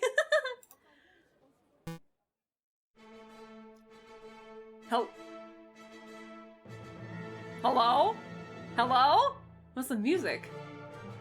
Well, I never expected to see you here, JJ. Cocorico? Cocorico. Napoleon Cannon. That arrogant voice. Good day. Is it Severin? Severin? Cocorico. Let's be civil, JJ. Why don't you introduce me to your new assistant? Were you my previous assistant? Fine, or were you a classmate like Sparrowson was with Rabbitson? No. The rabbit in the defense. The rabbit in the prosecution! Prosecution! I can't fucking talk! Fine. Severin, this is Sparrowson, my assistant. Sparrowson, this is Severin Cocorico, the most pompous prosecutor in Paris. Oh, are you two old school friends or something? More like arch rivals. Please, JJ, I think arch rival implies some sort of competition.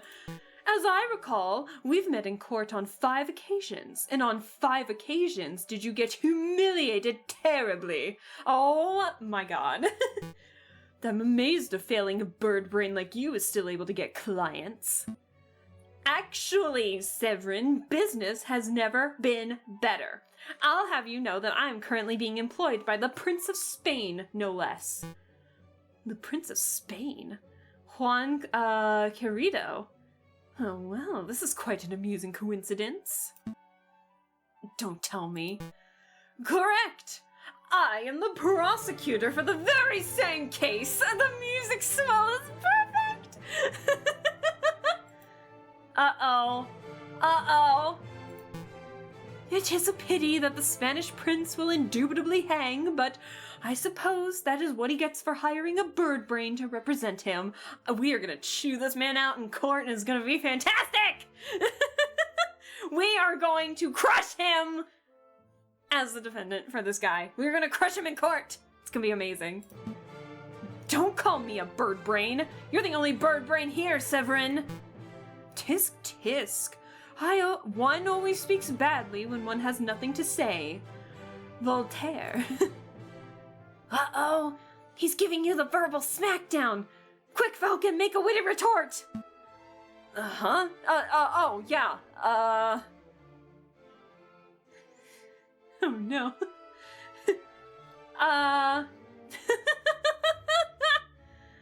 Why do I feel like we're gonna get bamboozled again? Shush! Don't jinx it, Lappy! Assigning Napoleon a bird. Eurasian, hoopo? Based on vibes. Ooh, interesting. A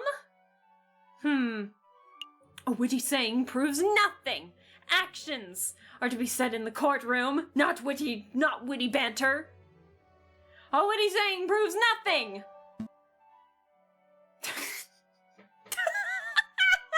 Voltaire! Ah! I can't believe I got it right! Very good, JJ. A worthy riposte. But enough talk. If you messieurs would excuse me, I have a case to prepare for.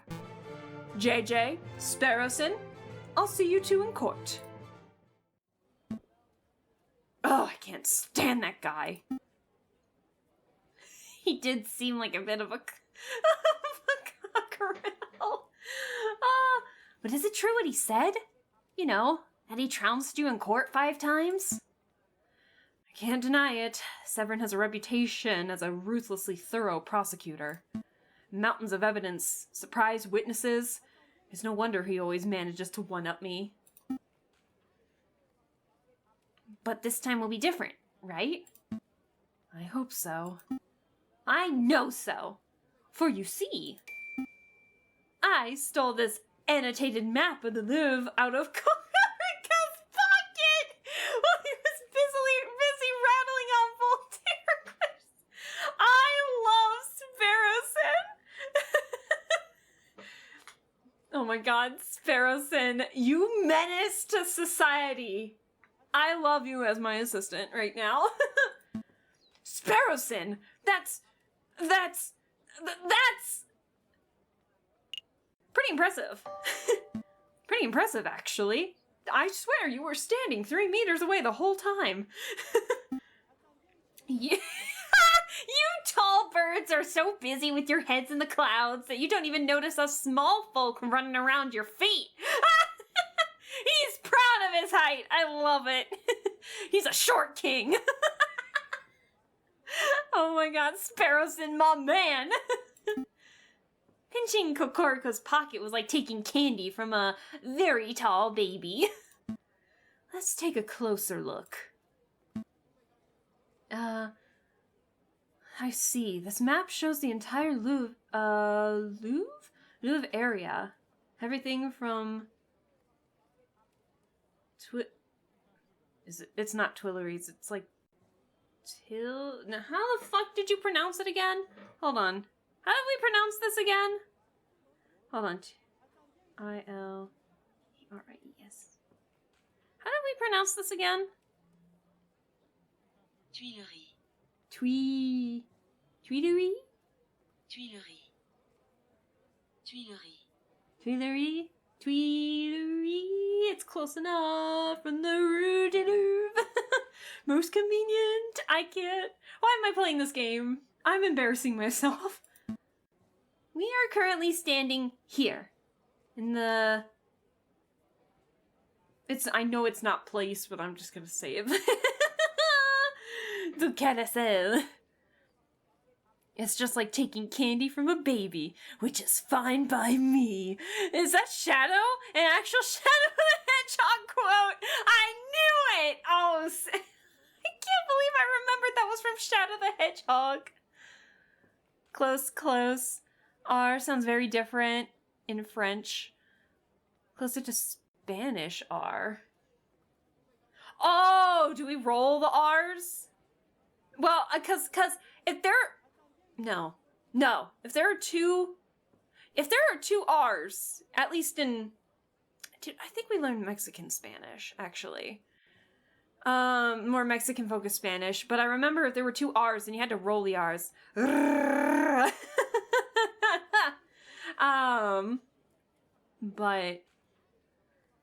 Let's see. And those penned-in areas seem to show the route taken by the king's entourage, which means that the king first went... here, through the Salé de Tibre? Tibre, that sounds Spanish. And then here into the Grand Gallery where the murder occurred. Didn't Prince Juan say that he spent the morning in the Tuileries Gardens? That's right, so that means Prince Juan approached the Louvre from the west side, somewhere over here. Sounds like we have a lot of places to visit. Where should we go first?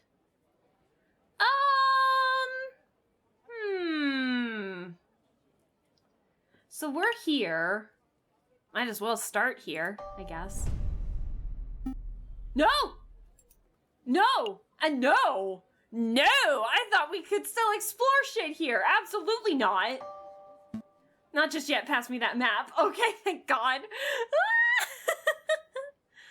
Hi, Tyler. Hello. Hi, Quack Splash. Hello. Thank you for the lurks. I appreciate it. I am butchering so much French. It's not even funny, but it is kind of funny. And Ignis, too. Hello. Hi. How are you doing? I am mispronouncing all this French. And I am so embarrassed, but also not at the same time. So this is the Salé du... It's funny, what are you talking about? Okay, well, if the ones who can actually speak French find it funny, then we'll find it funny. Let's see. Tibre. Tibre?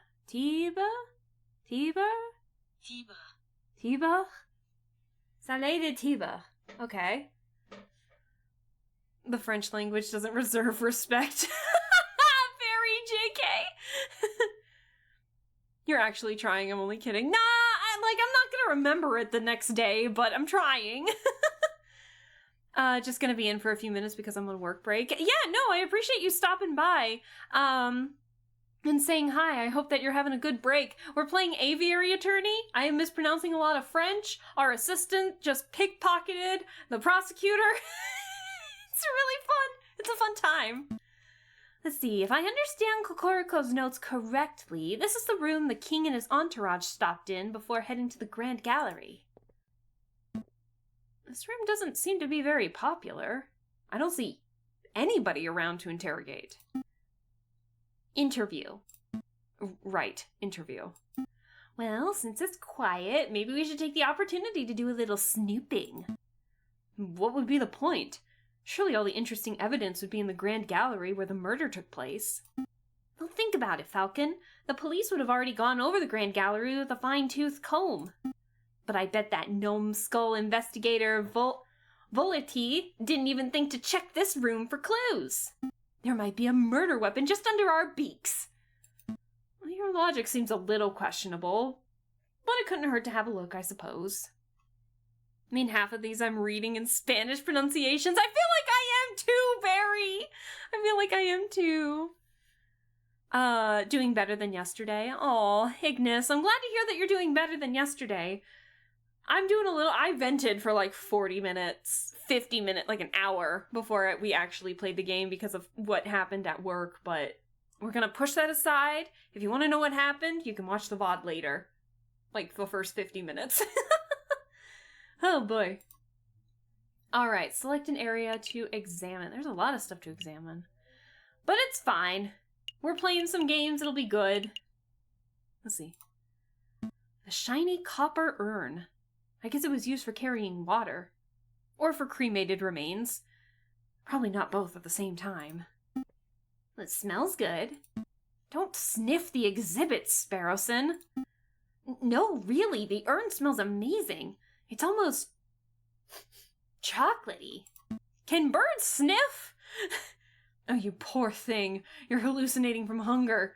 Would you like to stop at a bakery on our way back to the office? Don't patronize me, Falcon. My nose never lies. I'm telling you, there's something in there. I can feel it. Now you're touching the exhibit? That's definitely a no-no. See?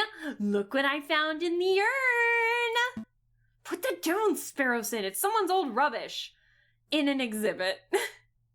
Oh, thank you for the color change, Ignis.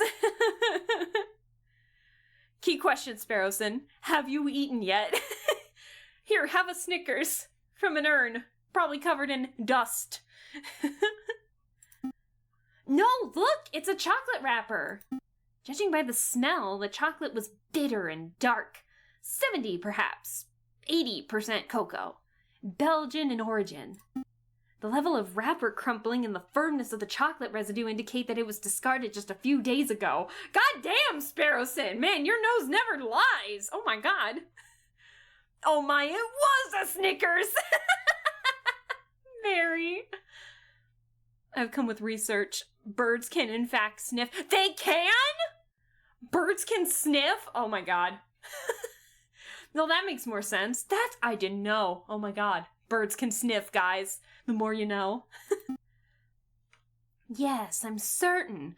The chocolate contained in this wrapper was undoubtedly consumed on the 7th of January, the day of the murder. Oh, dear Sparrowson, you deduced all that from smelling the wrapper? Imagine what I could work out if I tasted it. Oh, Sparrowson, no! No! That won't be necessary.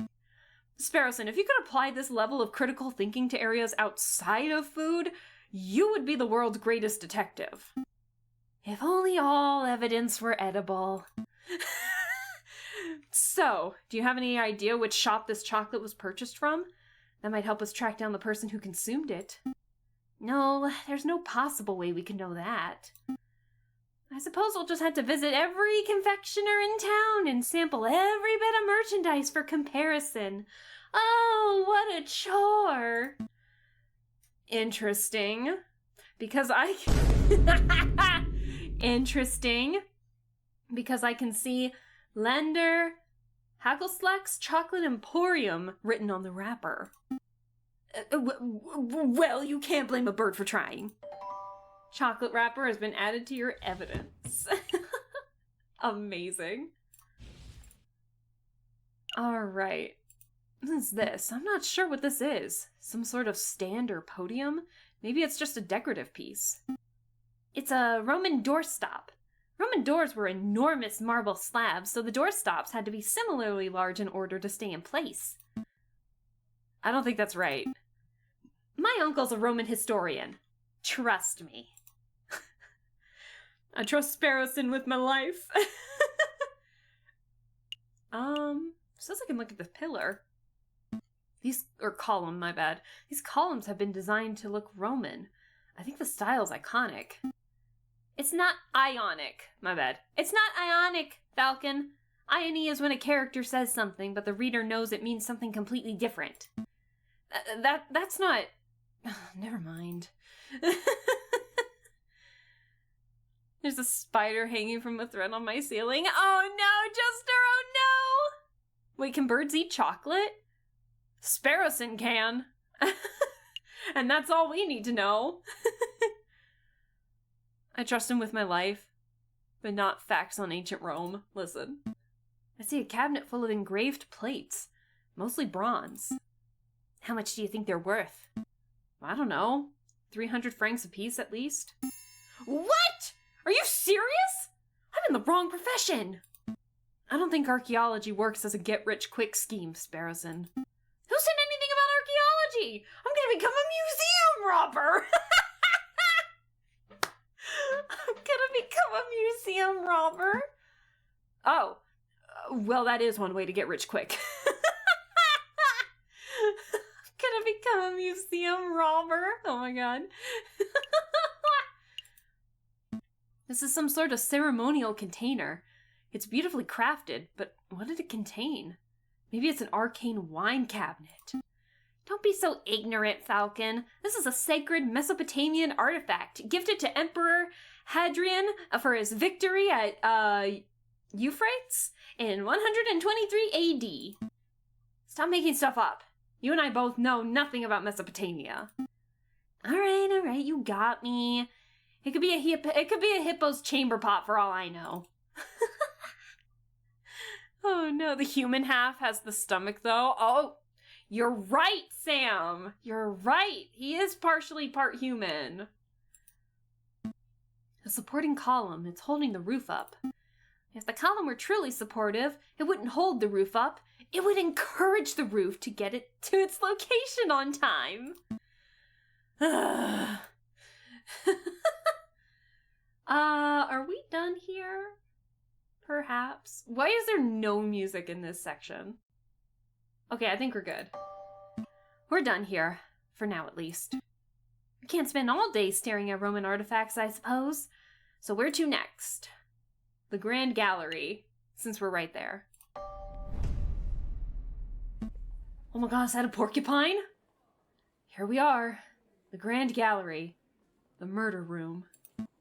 I believe the murder occurred right under the new painting. What's the new painting? What's the new painting? I see hundreds of paintings. Which one's the new one? I haven't the foggiest. We'll have to ask someone. Please don't talk to me. Please don't talk to me.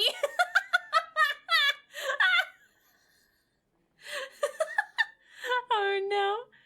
Bird head but stomach body argues they have human stomachs and therefore can digest theobromine and caffeine. That's true. That's true. Eric Pork, a porcupine. Excuse me, monsieur.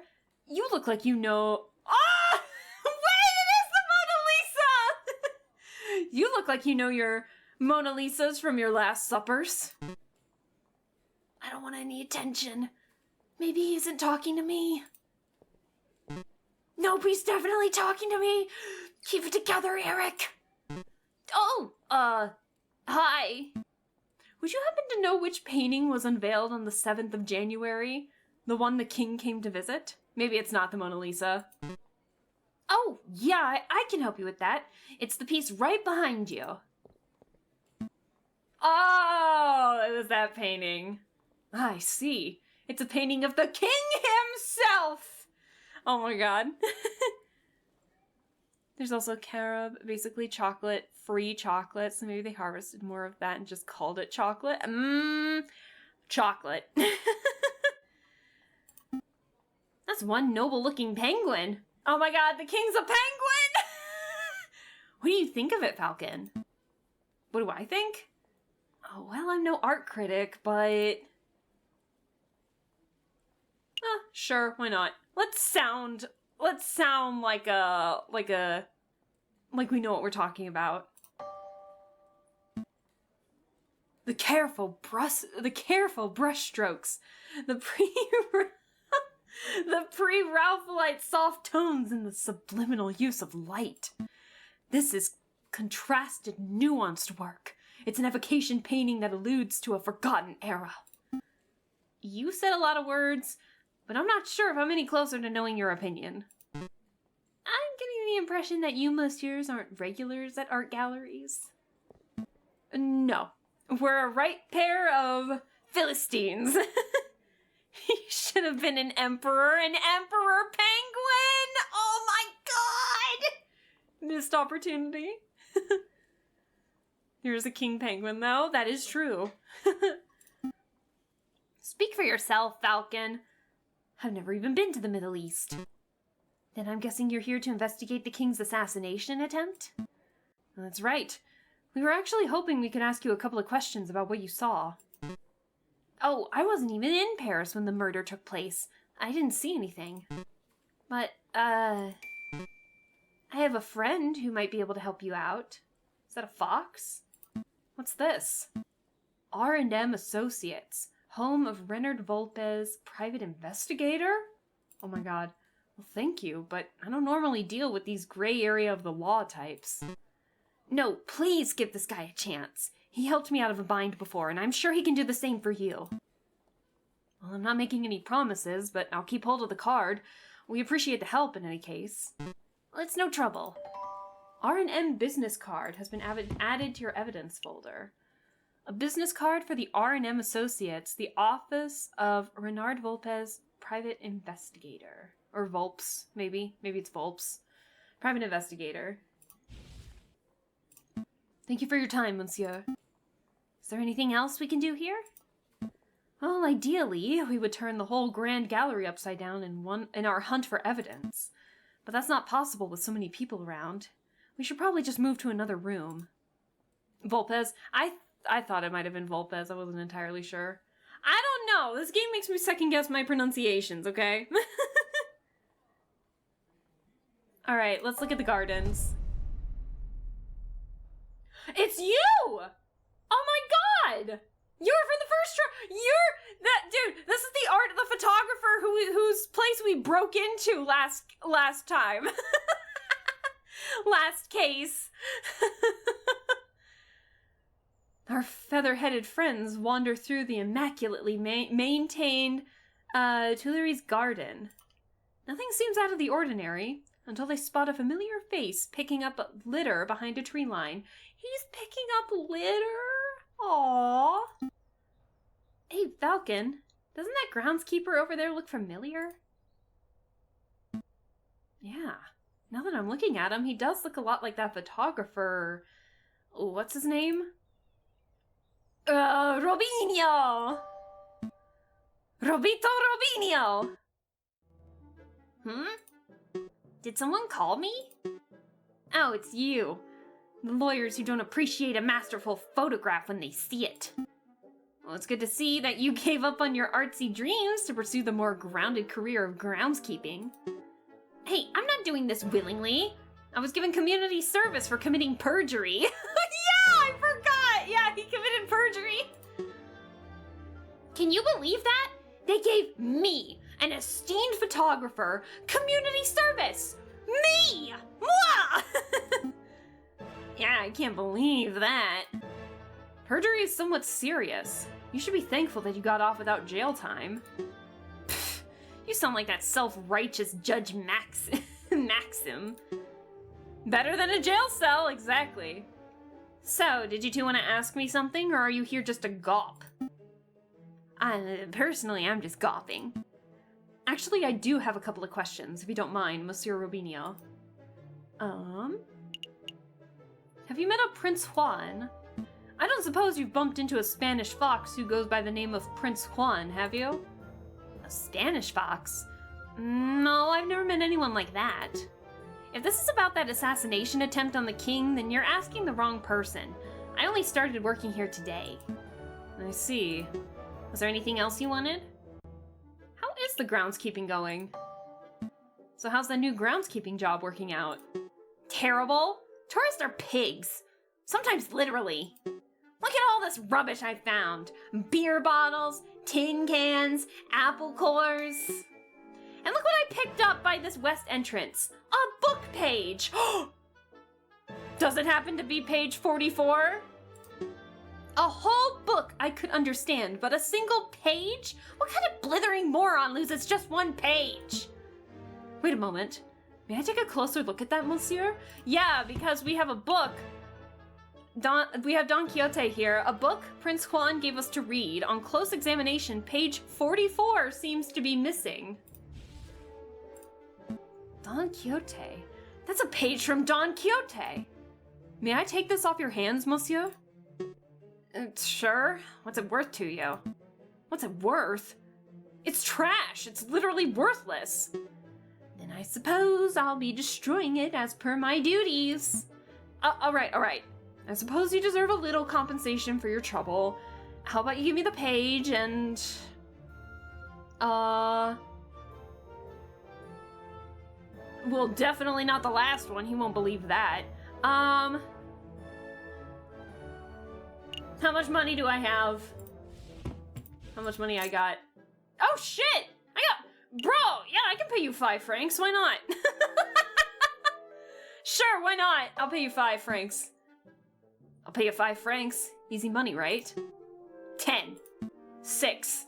10. 8. 10. Wow, Falcon, you suck at bartering. Alright, fine. 10 it is. Take my damn money.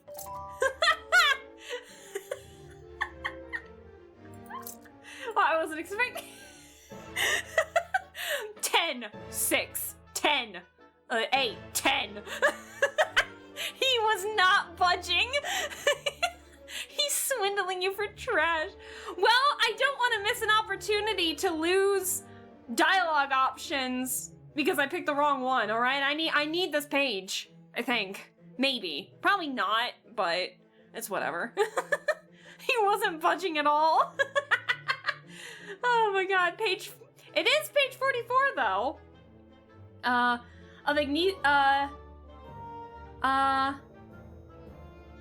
Ingenioso Hidalgo Don Quixote de la Mancha has been added to your evidence folder. Did you want to ask something else? That is all. You took my money and I'm gone. That's all. We'll let you get back to your work, Monsieur Robinho. Goddamn. He took all my money! I'm just hating this Robin now. Robinho. He took my money. First he commits perjury, then... Yeah. First he commits perjury, and then he swindles me out of 10 money. Oh, this is Major... Major Howell's got a tiny head! Oh my god. A royal guard who was killed in the Louvre's Grand Gallery, allegedly by a rose handed to him by Prince Juan. Huh, okay. Page 44 of Don Quixote was found at the Louvre's west entrance. Okay. Okay, I think we're good. I think we're done here. I think we've looked everywhere, talked to everybody. Are we all done here? I think so. Yep, let's make a move. Good call. We can always come back later if we've forgotten something. That's true.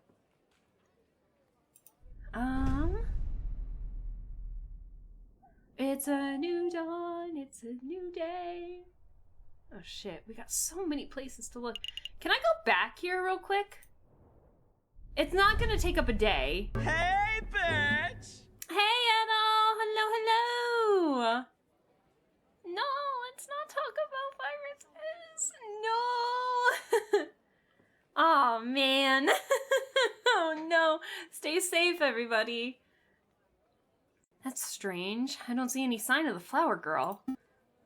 Yeah, probably because you scared her off with your crazy tact and finesse strategy, dummy. Or maybe you scared her with your horrendous and inappropriate flirting technique. I'll have you know that I can flirt like a peacock in tail fanning mode. We really don't have time for this discussion. Let's just continue our investigation elsewhere. God damn it. I think I missed out on some important stuff. So, you can go back to there. Let's go to the Chocolate Emporium. Why not? Oh, look at him! Welcome, welcome. Welcome to Lander Hagelslack's Chocolate Emporium, the finest Belgian chocolate shop in all of Paris. I like the music playing, it's really cute. Since when did Bird get a hand? Listen, we're still trying to figure out what world we're in right now. I am Lander God damn, I can't do that. I am Lander Hagelslack, the founder and owner of this establishment. And I'm J.J. Falcon, defense attorney. Good day, monsieur. Oh, lawyers! Very fancy. I must say that I once dreamed of being a lawyer, but, well, the circumstances wouldn't allow it. It's a funny story. You see, when I was a young boy, I befriended the son of a Hungarian attorney. Falcon, you have to help me. What is it? It's the smell, Falcon. It's overpowering me. It's demanding that I lay waste to the shop. He's so hungry. Oh, for pity's sake, restrain yourself, Sparrowson. Oh, but I'm rambling, aren't I? So, are you messieurs here to buy some chocolate? Yes! I love Sparrowson so much! He's so stupid! No. We're actually here on business, monsieur. Business? Well, first things first, we believe that this chocolate wrapper originated from your shop. Are we correct? Oh, yes, that's indeed the trademarked Hagelslack wrapper for genuine Belgian Hagelslack chocolate. This was almost certainly bought from this very establishment. Very good. With that established, is there anything else? There is something else we'd like to ask, Monsieur Hagelslash. Who bought this piece of chocolate? Do you know? Can you tell us who bought the chocolate that was contained in this wrapper, Monsieur Hagelslack? I'm afraid not, messieurs. Not just because of matters of confidentiality. For chocolate? Although that is a factor, you understand, but because I couldn't possibly know that. I thought elephants never forget. My memory is impeccable, monsieur, but you must understand that I have dozens of customers a day. There are hundreds of people who could have potentially bought this particular item. So your memory is good, but you need further information. If we were to give you the description and name of a person, would you be able to tell us whether they purchased something from you? I like the voice acting for this specific elephant. My throat does not, but it's fun. I need to practice giving more range to characters and such, but apparently I can only do drastics, not close enoughs. Oh, yes, that I could probably do, monsieur. Let me think. Who to ask about? Oh god, we could ask about a lot of people.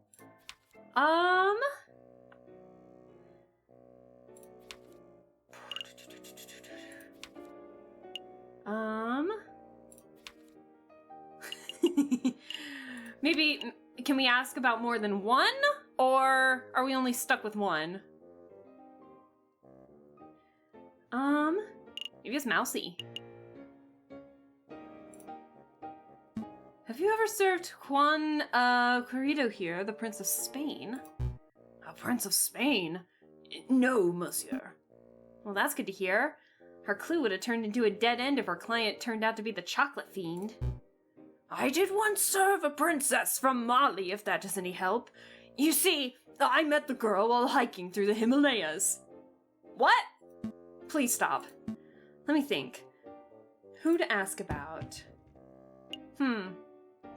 I'm curious. I'm just gonna ask. Have you ever served a tiny mouse named Mousy? No, monsieur. Mice terrify me. Let me think.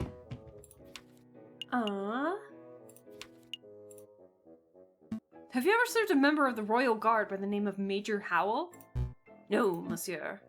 Are you sure? Yes, monsieur. I have served many soldiers, but I don't recall seeing a major here in recent memory. What does that mean, Falcon? Have we lost our lead? Not necessarily. It just means that Major Howell didn't buy the chocolate that may have killed him. There's still the possibility that someone bought the chocolate for him. That's our lead. That's who we want to find. I see. I did once serve a high-ranking officer of the British Army who was on his way to Zimbabwe, if you want to hear that story. No, I don't want to hear that story. Messieurs, I'm growing tired of these endless inquiries. Perhaps you should come back another day. You know, Falcon, it's possible we just haven't encountered the chocolate fiend yet. Rather than coming back here every day and making aimless guesses, we should wait until we have someone specific in mind. You might have a point. Thank you for your time. Maybe it's the swan. I thought we'd have endless guesses. Well, shit. Thank you for your time, Monsieur Hagelslack. We shall return when our investigation has progressed a little. Anytime, messieurs. Well, shit.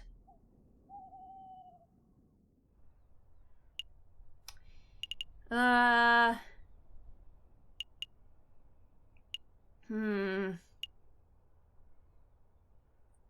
many days has it been? Hold on. I don't want to save and quit. How many days has it been? So we went, so that's 1 day, 2 day. We have 6 days. So you have 1 day, 2 day, 3 day. We could always go to R&M. That actually doesn't take time. Okay. Surprisingly. Why not? Mousy! Oh, customers! Hi, Mousy! Hello? Is this the office of Renard Vulpes? Ah! It's you two! Mousy, what are you doing here? Evil chocolate man is on the loose. I can do a high-pitched and absolute gremlin, and that's about it. Listen, I'm trying. You will both get better together. Mousy, what are you doing here? Oh, this is where I work.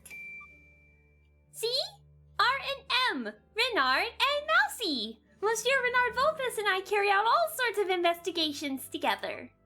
Although to be completely honest, it's normally Monsieur Vulpes who chooses which cases to take on. I see. Can we speak with Monsieur Vulpes?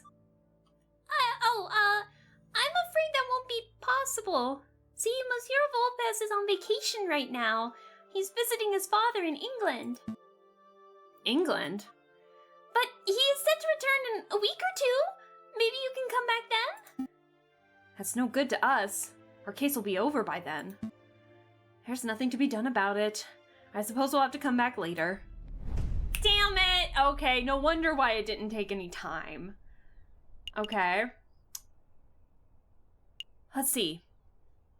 So we had day 1, day 2, day 3.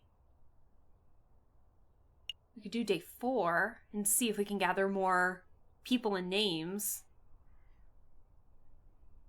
Let's do it. Why not?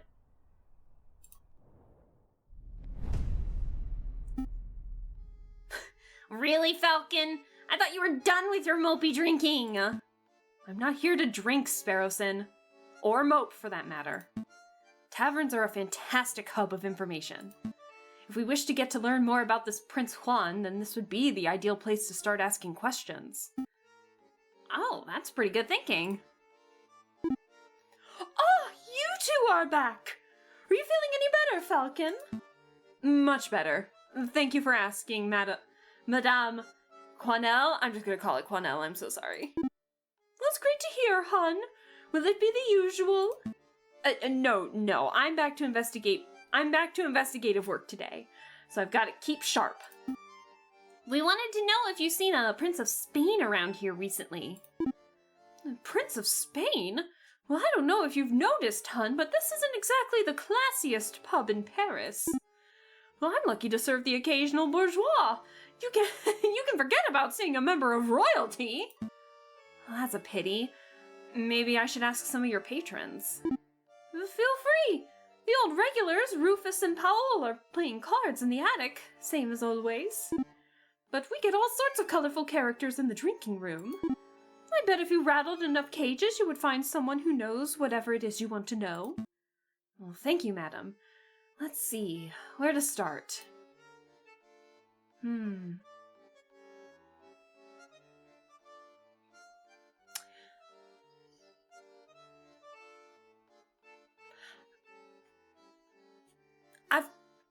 I got a theory. I've got a theory.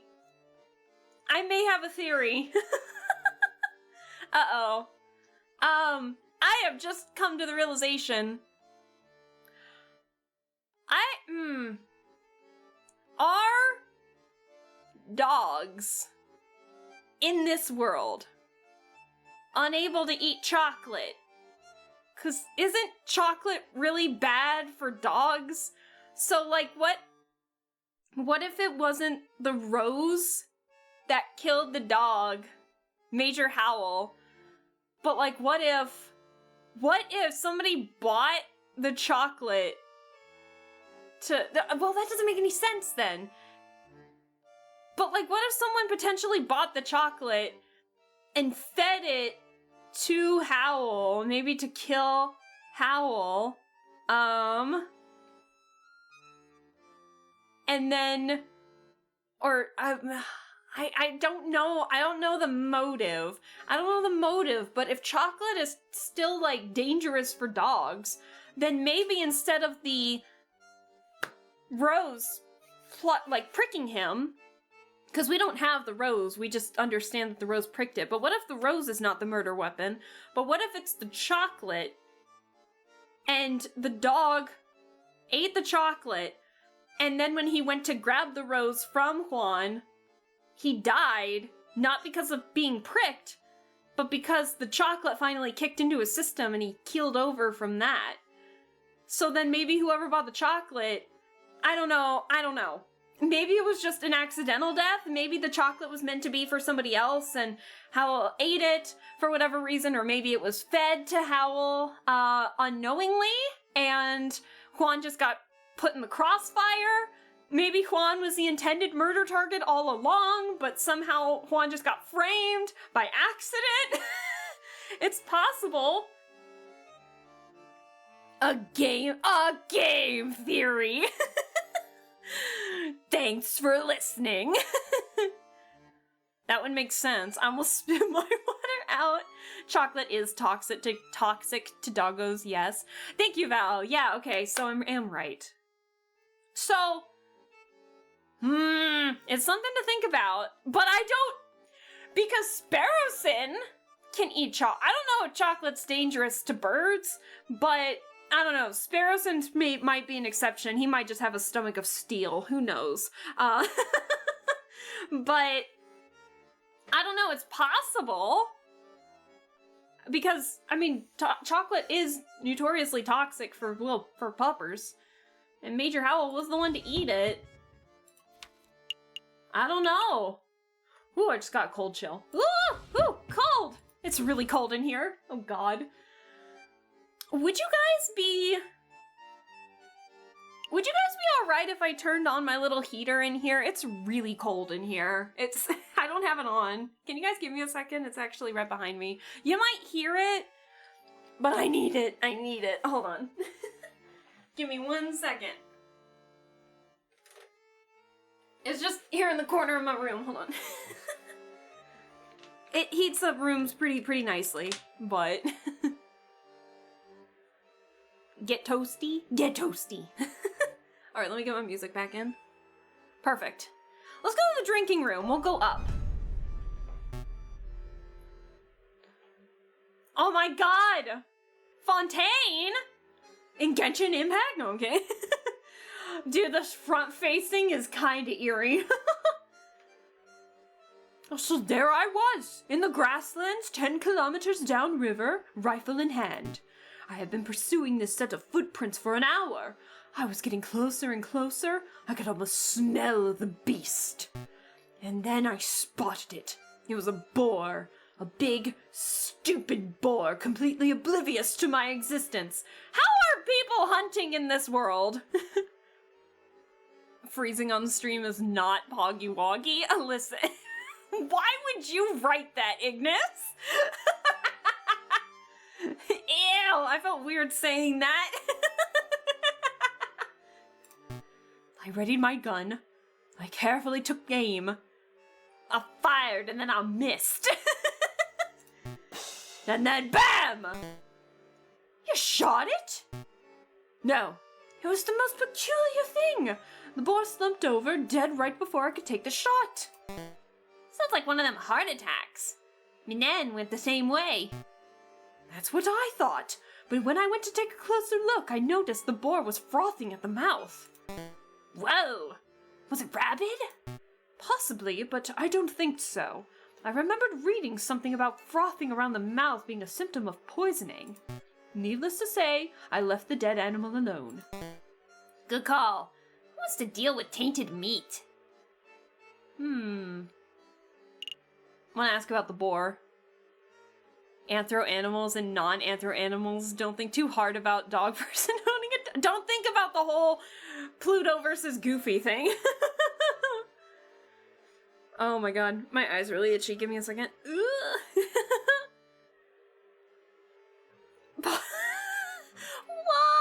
Poggy Woggy's completely normal. No, it's not, Ignis. No, it's not.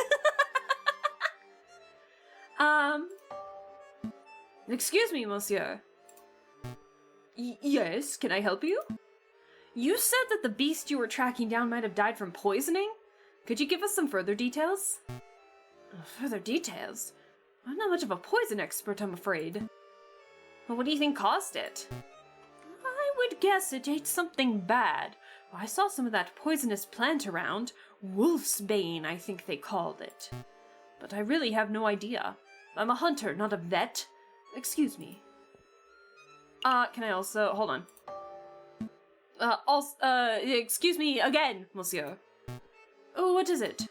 I don't suppose you've seen, Juan Querido around here. He's Spanish royalty? It's okay, Ignis. Shit, guys, it might not be normal. It's okay. Yeah, very. It's okay to be Poggy Woggy in this dream.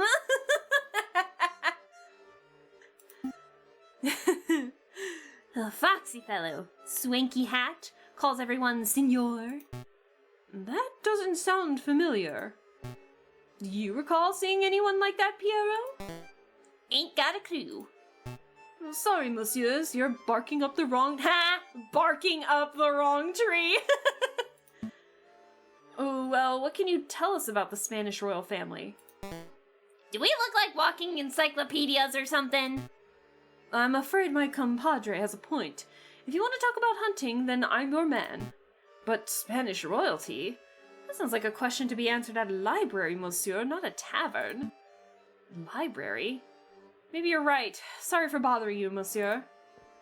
I'll leave them be. Let's give them some space. I like the hunting uniform on the dog hunter. I think it looked really cool. Let's go to the card room. Oh my god, Rufus! Come on, Powell, just one more game of Jacques Noir.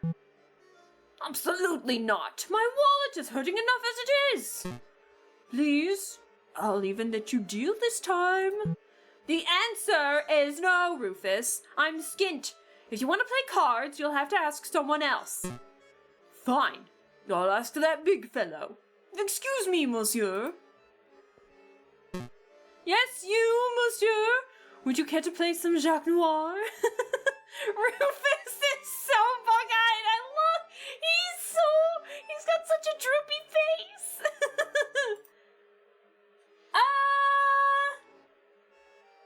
You know what? Sure. I don't know how to play, but sure. Why not? Absolutely. Deal me in, monsieur. Very well, then. Do you know how to play? No. Nope. I'm only familiar with, Sego and Tap to Rock. Well, this is much better than those silly games. Let me tell you how it works. I have a deck of cards with values between 1 and 11. I deal you one card at a time. If you hit 21, you win. I give you 5 francs. You give me money? 5 francs?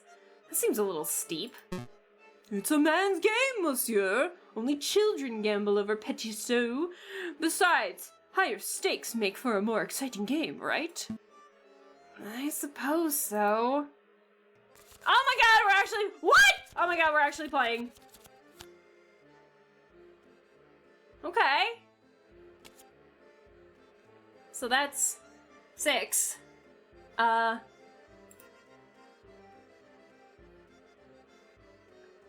Do I hit? Do I stand? What do I do? Oh! It's blackjack? Yeah. We got 15!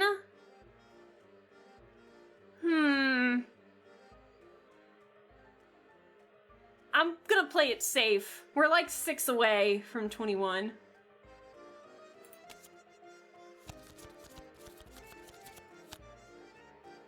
I love me some blackjack. Bitch! Unlucky, monsieur. Most unfortunate. Shall we have another round?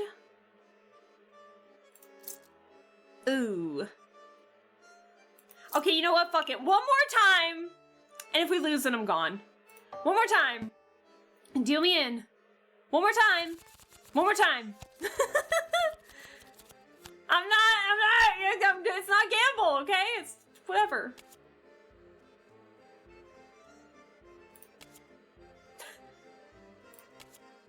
Oh no! Now I'm only 5 away! Bitch, what is this?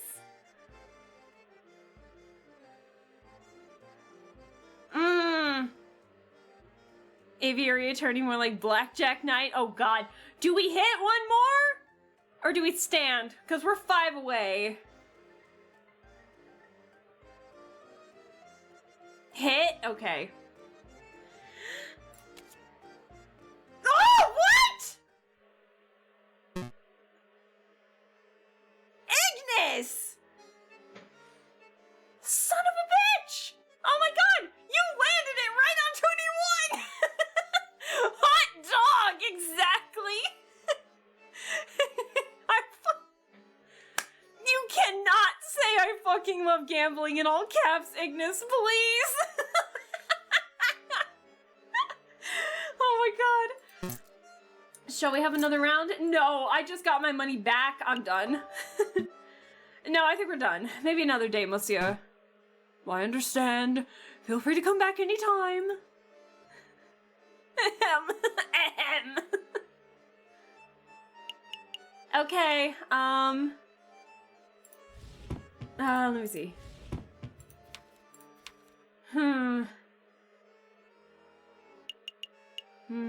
2 tavern dwellers who seem to enjoy nothing more than drinking, playing cards, and bickering over nothing. So if we ever need money, we can always go to these 2. So that was fun. I can't believe you. I can't believe. I'm glad I believed you. I'm glad I took him where he said hit. Fontaine, a hunting beagle. He seems like a bit of a gun nerd. A parrot with a big mouth, a big hat, and a big attitude. I feel like the swan might have bought the chocolate. Okay, well that was one day wasted, unfortunately. Are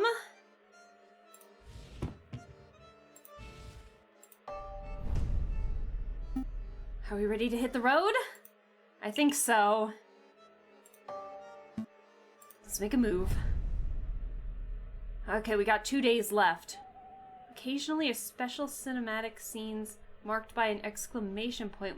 Occasionally a special cinematic scene marked by an exclamation mark will pop up on the map screen. The cinematic scenes are only available for 1 day before disappearing, but they take no time to visit. Okay. Their viewing is entirely optional.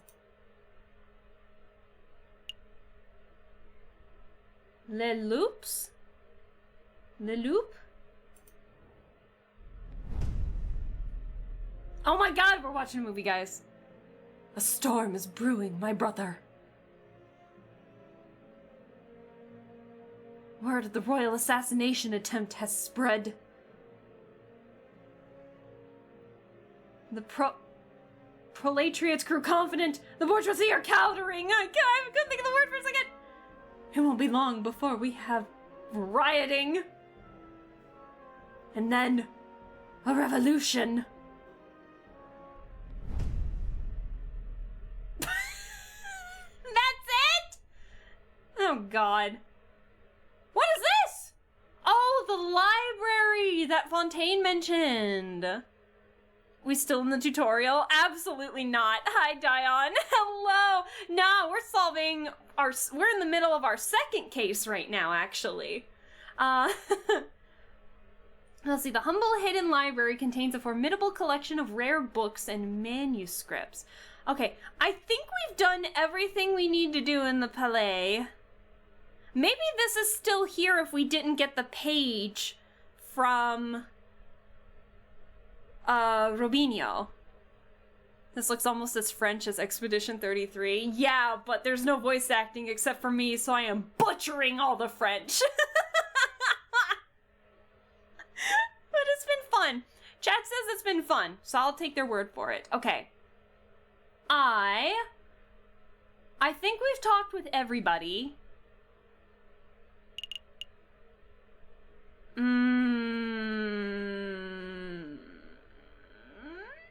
I think we've got 2 days left. Yeah, we've got 2 days left, because this was day 1, this was day 2, this was day 3, we just left here for day 4, so if we go back to the Chocolate Emporium to figure out who bought the chocolate, that'll be day 5, and then we can go to the library for day 6, and then we're in trial. This is crazy. I don't feel nearly as prepared as... I do not feel prepared whatsoever. Could the French deserve it? I'm part French, probably. Listen, as long as you guys aren't, as long as you guys don't mind the butchering, I think we'll be fine.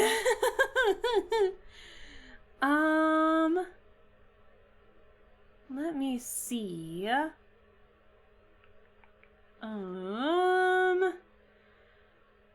Let's see. I'm trying to think. So we got the chocolate wrapper at the Palais.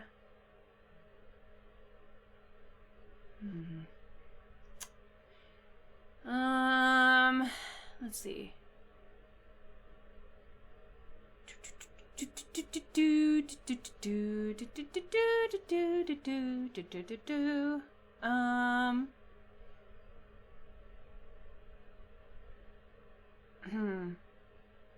I can't really talk American is all type of bullshit. Listen, to be, yeah, that's understandable. I'm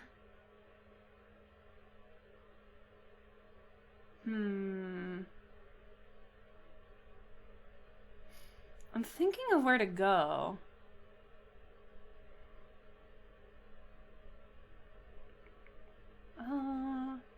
What day is it? The 15th?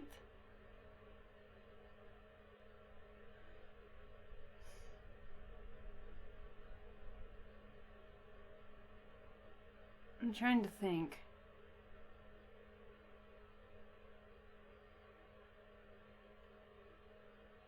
Colonel, I rest my case. Listen, I also think Colonel's fucking stupid, in terms of spelling. I can 100% agree that Colonel is fucking, it's the worst spelling whatsoever.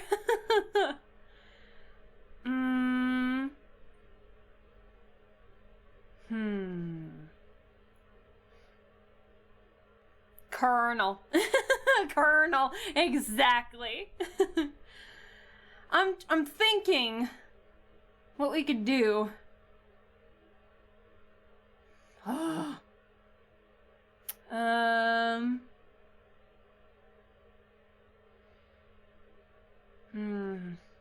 Sorry, I'm trying to think of, like... So I think we fucked up here. Like, she's not coming back. But, like, what if she bought the chocolate at the Emporium?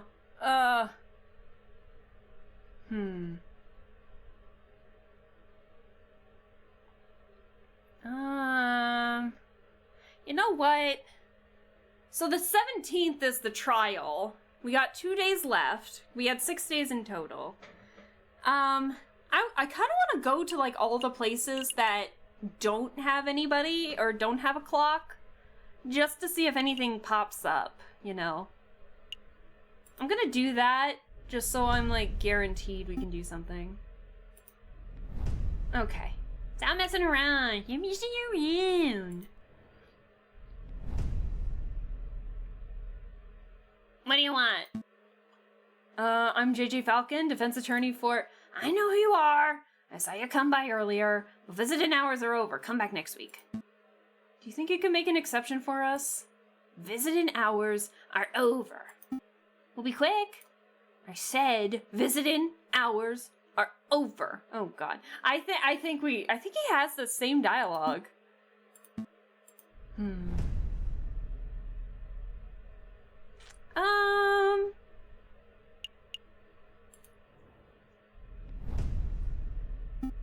A little early, aren't we?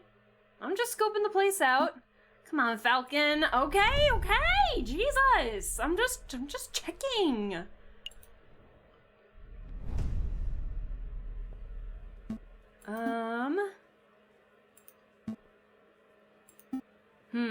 Yeah, we did this. Okay. What if... God damn it. Okay, what if...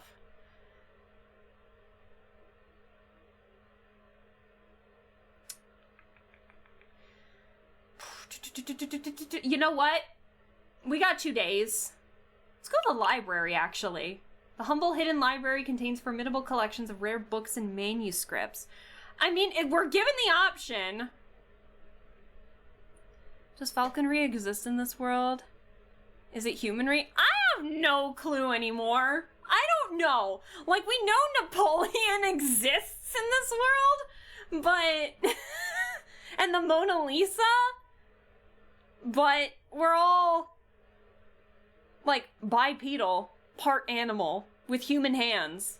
So, I don't know. But not everybody. Or it's like we all have human, like, from the chest up, we're animals. But from the waist down, we're human. It's weird. I actually want to go here. Here for a little light reading, are we? Not quite, Sparrowson. I'm following the Hunter Beagle's advice. Don't eat poisoned pork? The other piece of advice. If that we want to learn about a member of royalty, we should hit the library. Oh, that makes sense. Say, Falcon, I've been meaning to ask. Since we're in a library and all, are you a classic literature fan, or do you prefer more modern works? Readings. We get the option again! Readings for squares! Oh God. The furries have struck again. Oh God, I gotta blow my nose. Hold on. I do like the classics sometimes. I like the classics. You know, Alain René Lesage. That sort of thing. I'm not pronouncing that. Don't try to act smart. I saw you reading that book of naughty limericks the other day. You didn't think I would notice because you put a dull-looking slipcover over it, but I knew, Falcon. I knew. Which... Nathan? His name is Nathan! The music playing. Would you, messieurs, mind lowering your voices? I can hear you squawking from the other side of the building. Oh, my apologies, monsieur. We'll keep it down. Wait! You're a librarian, aren't you? He totally would scream that. To be fair, Shakespeare had a lot of dirty jokes in it. Oh, 100%. I remember reading Shakespeare in high school. An astute observation. Yes, monsieur, as the only quiet person in the library, I am most assuredly the librarian. Well, now that we have your attention, my friend wants to ask you something. I do? Oh, right, I do. Can you tell us about the what can you tell us about the Spanish monarchy? You seem like a scholarly, well-read individual. I'm sure you're up to date on geopolitical news and the like. I don't need your praise. Spit out whatever imbecilic question is in the back of your throat.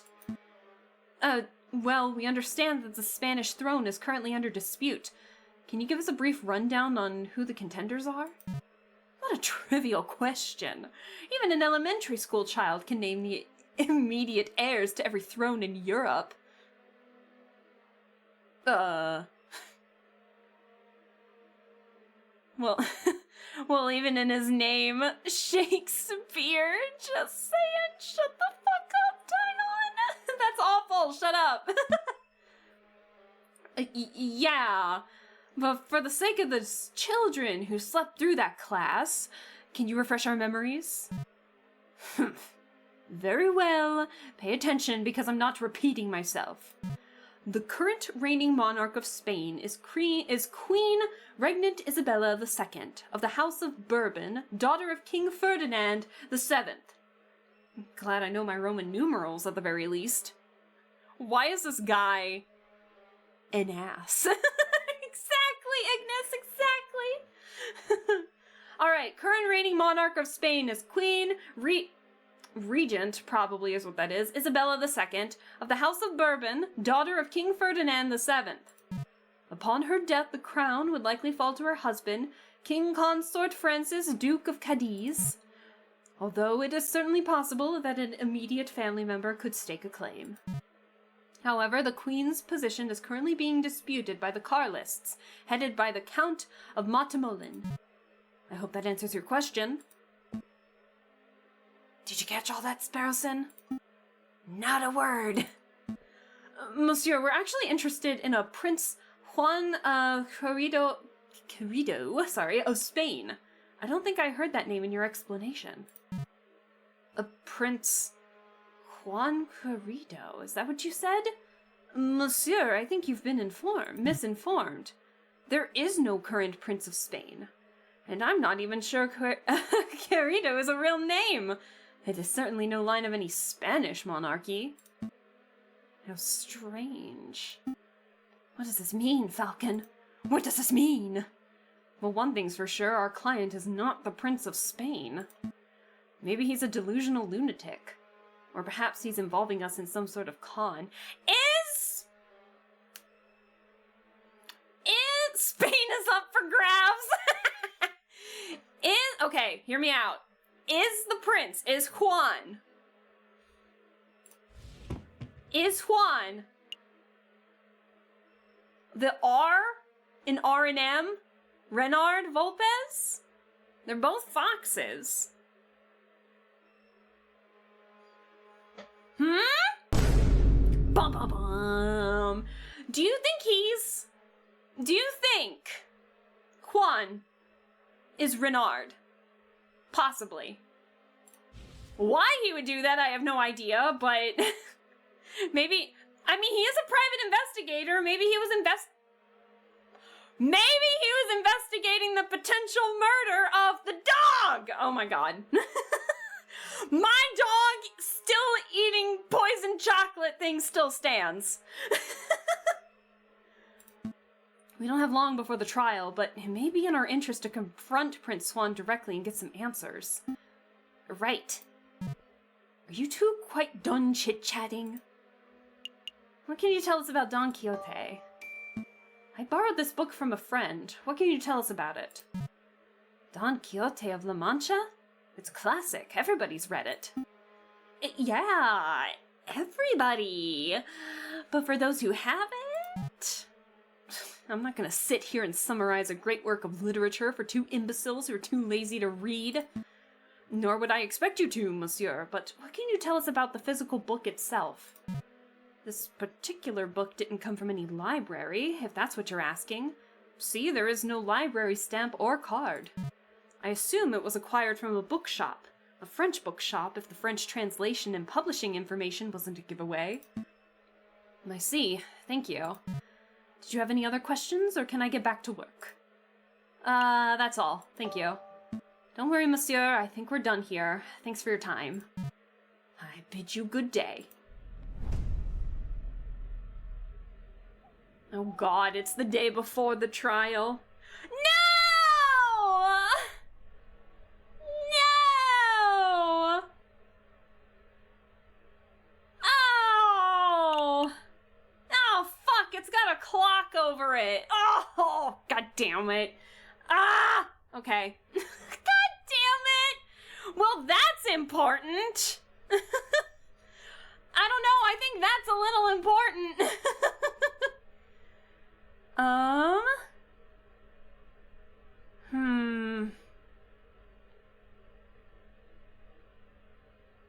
Not trial day, I feel so underprepared. Calamity, catastrophe, cataclysm, a considerable setback. A considerable setback, this is indeed. Oh, great. Oh, God.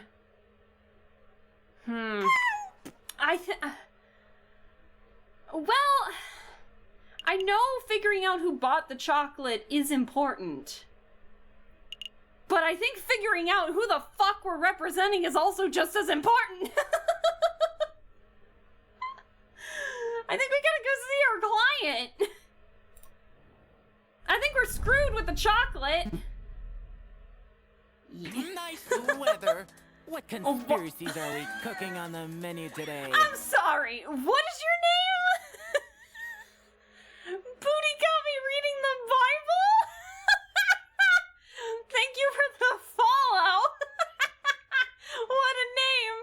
Freaking love it. How are you doing? Thank you. Thanks so much for having me. Yeah. Thanks so much for coming. Amen, brother. Barry, please. Barry and Ignis, you guys. Yeah, how do you want me to shorten that name while you're in here?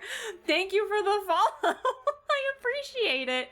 I don't know if you're here because of Aviary Attorney. I don't know if you're here because you saw me just chilling out on Twitch or anything. We are currently playing a game called Aviary Attorney, and let me tell you, we're on our second case right now, so if you're not here because of that and you like this game, spoilers ahead because we're in case number 2 at the moment, but this is like a weird comedy visual novel kind of thing, and I feel so underprepared, man. I do not, I don't feel comfortable with this. I do not feel as prepared as I did last time. Anyways, you again! Visiting hours are over. Come back later. I will have no time for your quibbling, monsieur. Stand aside. Stand aside! You can't talk to me like that! I most certainly can. We have reason to believe that you are housing a suspect under false pretenses. That is in direct violation of status 204B and 488C of the French Criminal Code of Justice. Failure to comply with our request may result in you, yes you, monsieur, being held directly responsible for any consequential legal action. Okay, we're good. Only thing that matters is if you're having a good time. I'm having a great time, but I have a reputation to uphold for how well I've been doing with some detective games so far. I've been doing really well in detective games thus far. So I gotta keep that momentum going. But yeah, no, this game's been a blast though. I love it. Also, be prepared. I have been fucking up the French in this game. Oh my god. So do not, I have Google Translate at the ready on my phone here for any pronunciations if need be. Because it's been so bad. Alright. No need to break out the legals on me. I will go open in the cell. Wow, Falcon, how did you memorize those criminal codes? Memorize? Come on, Sparrowson, learn how to bluff. There's his music! So, this guy is claiming to be a prince. He is most definitely not a prince. We're cutting it close to trial time, too. Olé! Olé! Ah, Senor Falcon. It's so good to see you again. You have some good news about my case, I hope. The side eye. I don't know. Do we I mean, the last time I was a little more, you gotta tell us. I don't know. They tend to trap pretty easily. We'll confront politely. Listen, Juan. In order to maximize our chances of a successful trial, I need to know every bit of information. I can't work with half-truths. If you tell me one thing and the prosecution's evidence tell me another, then we're both in trouble. I'm afraid I don't quite follow, senor. You want me to spell it out? I know that you're not the Prince of Spain. I know that your name is not Juan Querido. Where is this coming from? I assure you, senor, that I am who I claim to be. If you want your trial to be farce, then you don't need my help. Come on, Sparrowson, we're leaving. Wait. Calm yourself, Monsieur Falcon. I'll reveal all. Did you just say monsieur? What happened to your Spanish accent? What Spanish accent? I had none! Your suspicions are well placed. Juan is not my real name, and I am not a Spanish prince. That was just a persona I concocted for the purpose of getting arrested. You wanted to get arrested? Why would you want to get arrested? Why would you want to get arrested? You're putting me in a difficult position, monsieur. If I tell you the full story, I'd be putting someone else in danger. How about this? I'll tell you a story. I like stories. I'm sure you do, Sparrowson. There was a girl, a mademoiselle, who was in a great deal of debt. Everyone has a debt these days, monsieur. Indeed, but this particular mademoiselle was indebted to a very powerful man, and that man wished to collect. The mademoiselle had no means of paying, so the man offered her a deal. Murder this man, and I will forget that you are owed. Refuse, and I will reap what I am owed from your parents. With no alternative options, the mademoiselle accepted. Is this about the swan? Is this about Sing? But another man, a gallant knight with foolish, archaic notions of chivalry, heard the mademoiselle's story. The knight knew— Are you the knight? The knight knew that murder was inevitable, but he saw a way to take the fall in the mademoiselle's place. Yep, you are the knight. Do you understand what I'm saying, monsieur? I understand. I understand, monsieur. To be honest, it wasn't the subtlest of allegories. Storytelling was never my strong suit. But I'm glad that you're seeing things from my perspective. Hopefully that sheds some light on the situation. If I may ask, monsieur, why did you not just go to the police with the information that you had? The police are not always an option. What is a man to do when the justice system itself is the problem? I'm the justice system. I'll let you know when I figure it out, monsieur. Dwell on it. Perhaps we should talk about something else in the meantime? Yeah, your real name. So what's your real name? What's in a name? It's just an empty label, a vapid reflection of who we really are. Today, I am Juan, the Prince of Spain. Tomorrow, I may be Bruno Rayer, a pauper living in a bridge of the Seine. Seine? Whatever. That doesn't change who I am or what I do. That didn't really answer my question. No, I suppose it didn't. But you're a smart bird, Monsieur Falcon. I suspect that you already know my real name. You bet your ass I do! You're Renard Volpes, private investigator. Very astute. And you're Monsieur Falcon, private defense attorney. But that wasn't always your name, was it, Monsieur Falcon?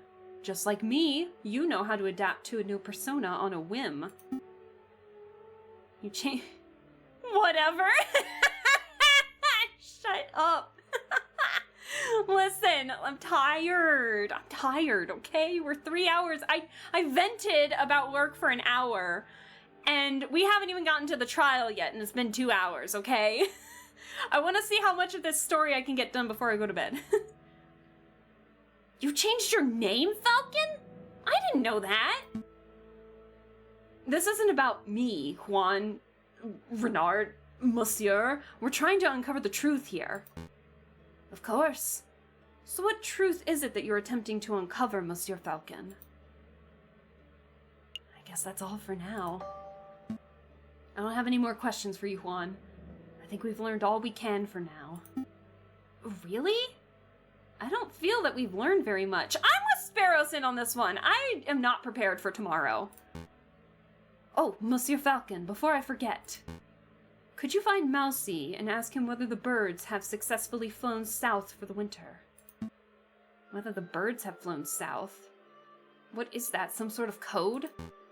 Something like that, but rest assured, monsieur, that this does directly pertain to the case. Well, if we have time, I'll be sure to let Mousy know. Let's make a move, Sparrowson. Trial day is approaching. Yeah, in a couple of hours. Fuck! God damn it. Oh my god! Wait, I can go? Wait, hold on. No. Hold on. There's no timer on this. Wait. Can we go? Falcon, what are you doing? It's trial day. We have a Spanish prince to defend. Oh, right. What was that? No! Mousie's right there! No! Oh! I'm not ready. I'm not prepared. I am not prepared. I feel like I'm missing a lot of info. Look at all my evidence compared to last case. I have nothing.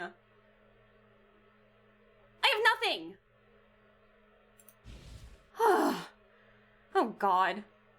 Why the fox got his chest out like that? Listen. You said Falcon. I thought you exclaimed fucking, what are you doing? Shut up. Oh no. Once again, Falcon and Sparrowson find themselves waiting outside the doors of the Tribunal de Grande Instance. Are you feeling nervous, Falcon? Yeah?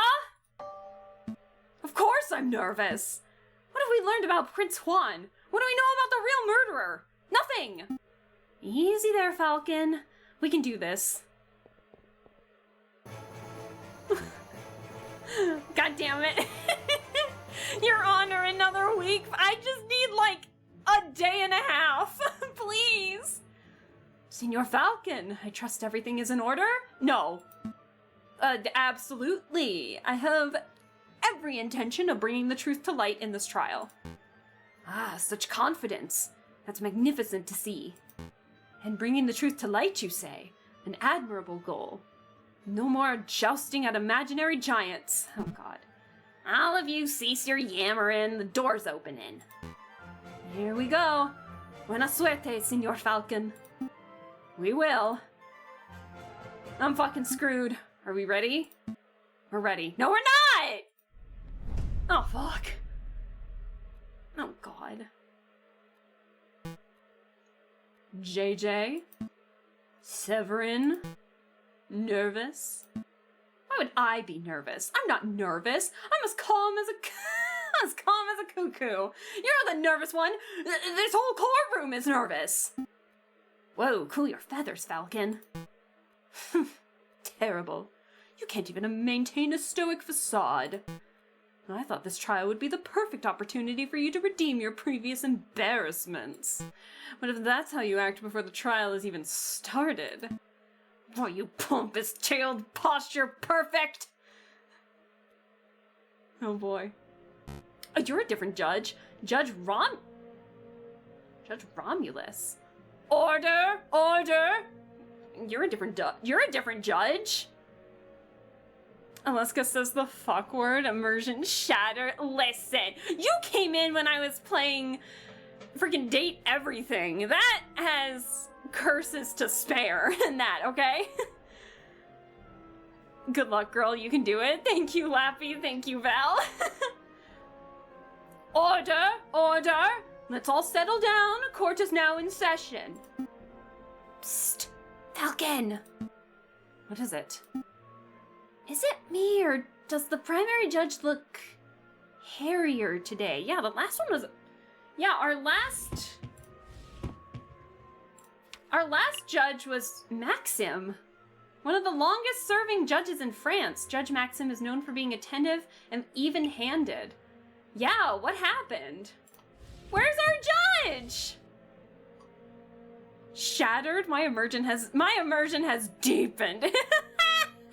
Barry, why'd you say it like that? That's a different judge to the one who resided over Dame Catterline's trial, you doofus. Oh. Still, it's a little strange, isn't it? A little. It is a little, I suppose.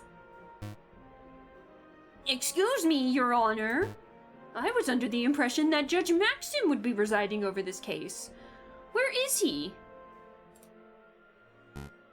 Judge Maxim has gone on temporary sick leave due to a terrible accident with a flight of stairs. Judge Maxim's a bird.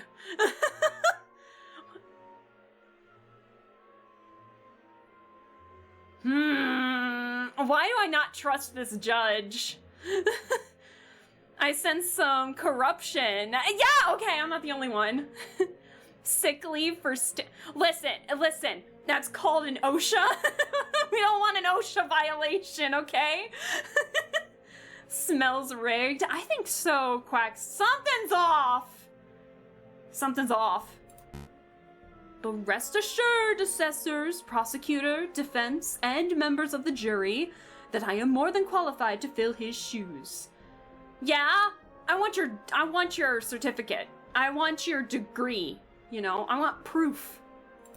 Without further ado, let us get this show underway.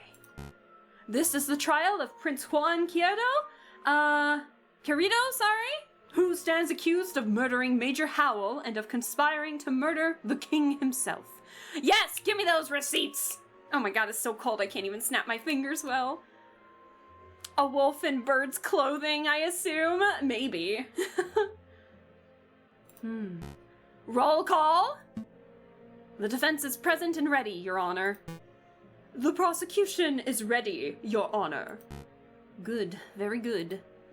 I expect this to be a nice, speedy trial. I don't want to see this dragged out by technicalities and bureaucracy.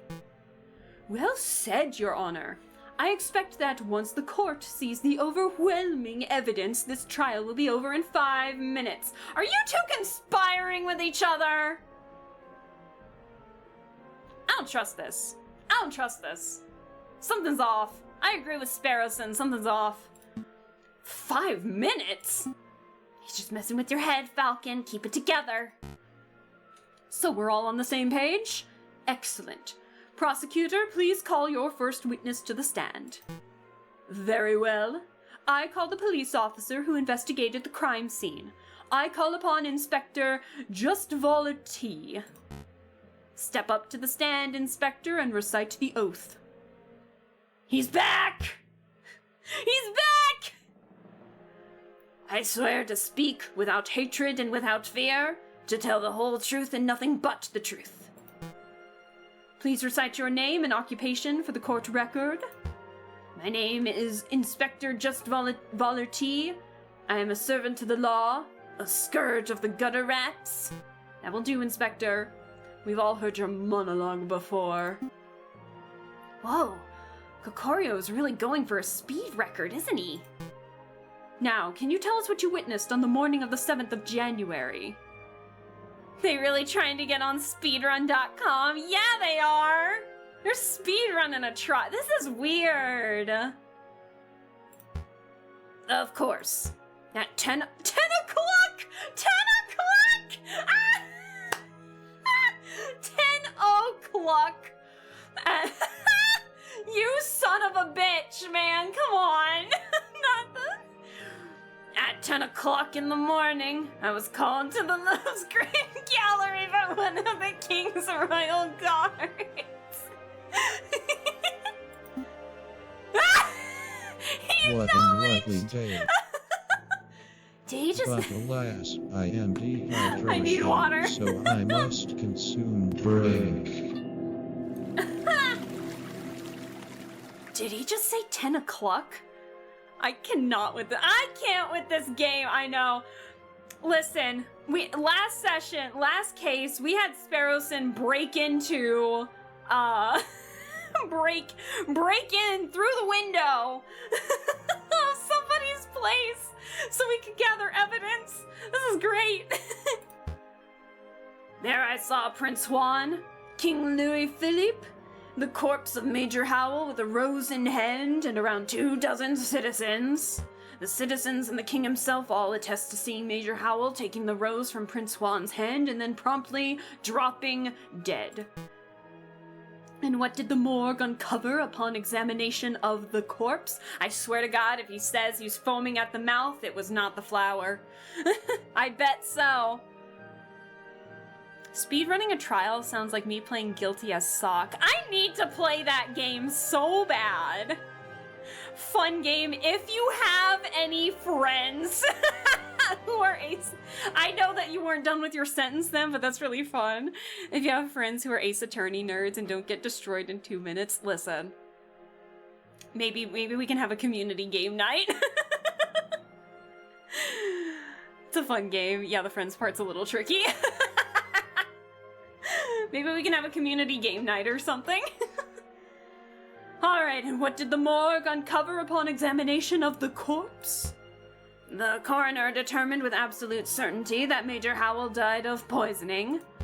Aside from a prick upon the finger, there was no sign of external harm to Major Howell's body. Therefore, the poisoned rose must have been the cause of death. Putting the pieces together, that does seem very implicative of the prince. I have no further questions. What? Damn. I was hoping that the coroner's report would determine that the guy died from a freak heart attack or something. That would make for a particularly speedy trial, wouldn't it? But no, we aren't so lucky.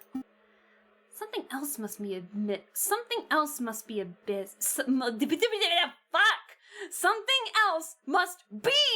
amiss in the old bird's testimony.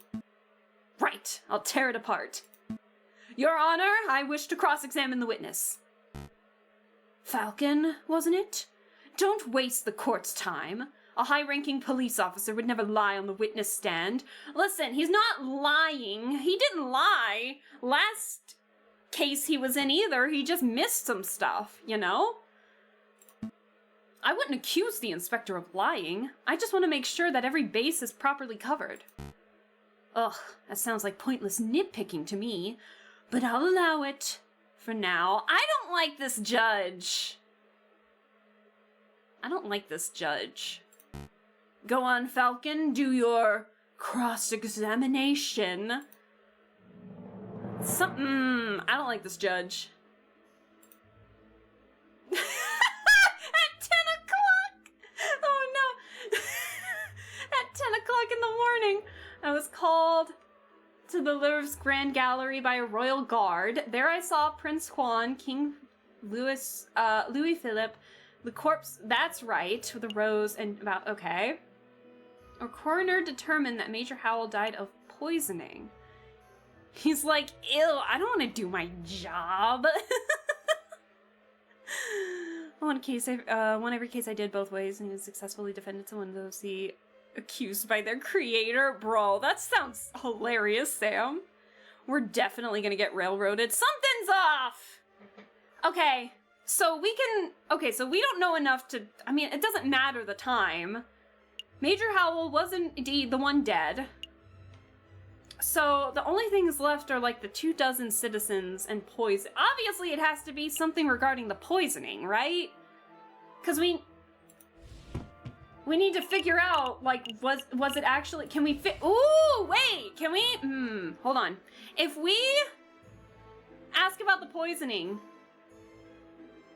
Do you think it's possible that we could ask for a more thorough report of, like, injuries or anything like that, other than the prick? Like, was he foaming at the mouth by any chance? Potentially? That could work, right? Right? I would think so. Inspector, you said that the coroner determined with certainty that Major Howell was killed by poison? Correct. He stated the signs and symptoms were textbook. There's no possibility that his death was natural. What kind of poison was it? Can we ask about that? Or how was he poisoned? Potentially? How or what kind of poison? Would it say?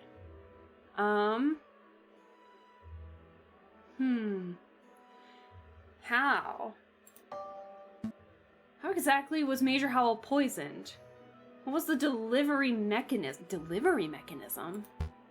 His finger was pricked by the poisoned rose. He even commented out loud about it seconds before dying.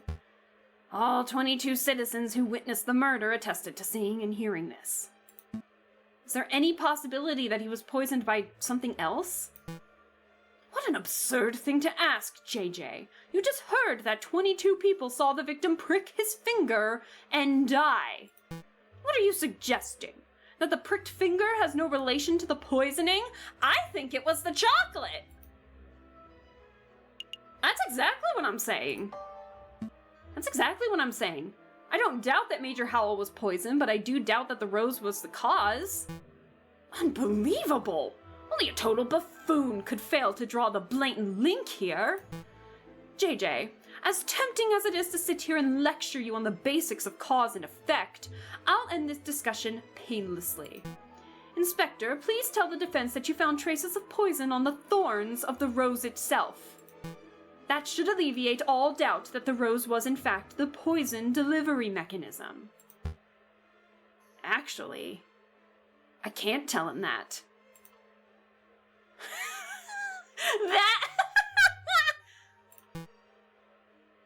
I dread to ask, but why not? We didn't check the rose for traces of poison. It just seemed obvious that the rose caused the poisoning given the timing of the incident. Well then, now would be a good time to make a test. Here's a marvelous thought. We prick the finger of the defendant with the rose. If there's no poison on the rose, then Prince Juan lives, and he is free to go. The rose is poisoned, then the prince dies. But that's okay, because the punishment would be just as fitting of the crime. God damn, Cocorico! What? This lawyer looks like a cock, I know. A marvelous suggestion. What? What do you mean? You're gonna put my client's life in danger. We know it's not the rose, but you're gonna put my client's life in danger just to test this theory? Judge! What is this, a witch trial? This isn't America! Oh my god!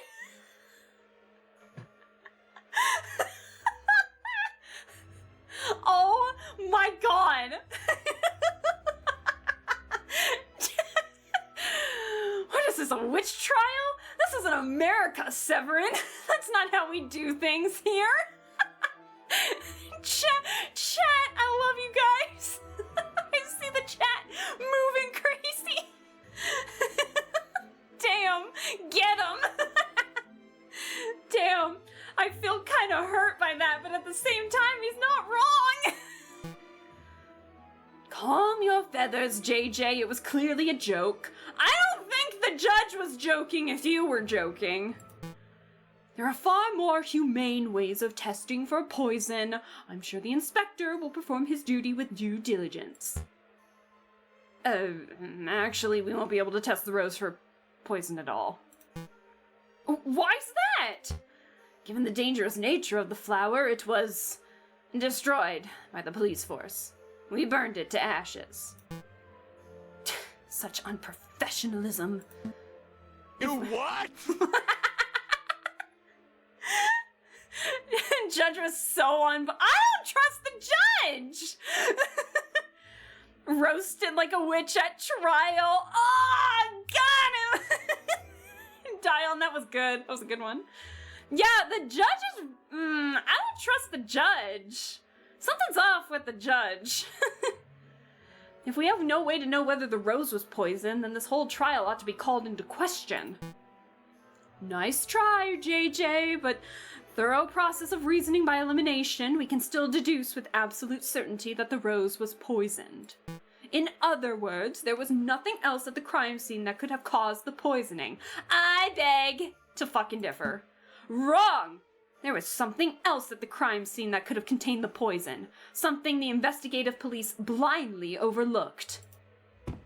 And that is the chocolate bar!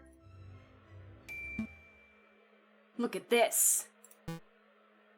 What am I supposed to be looking at? It's the paper wrapper to a piece of chocolate. This was found in the Louvre.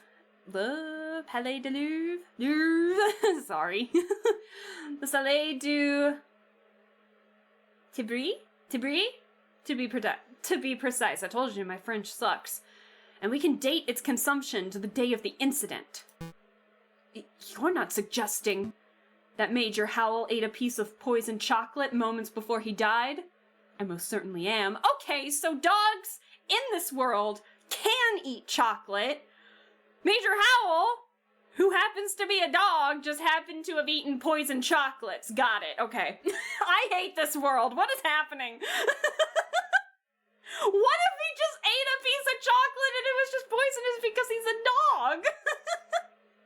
What? I'm so confused. Oh, okay. You gain. Oh, thank God. Little favor. Oh, thank God. Did you see this wrapper at the crime scene for yourself, Inspector? The police force does not have time nor resources to trawl every piece of trash at the crime scene, I'm afraid. In other words, you overlooked it? Astounding unprofessionalism. Major Howell has a dog's stomach and didn't know. The poor boy. Insert, did you say chocolate? Scene, chocolate!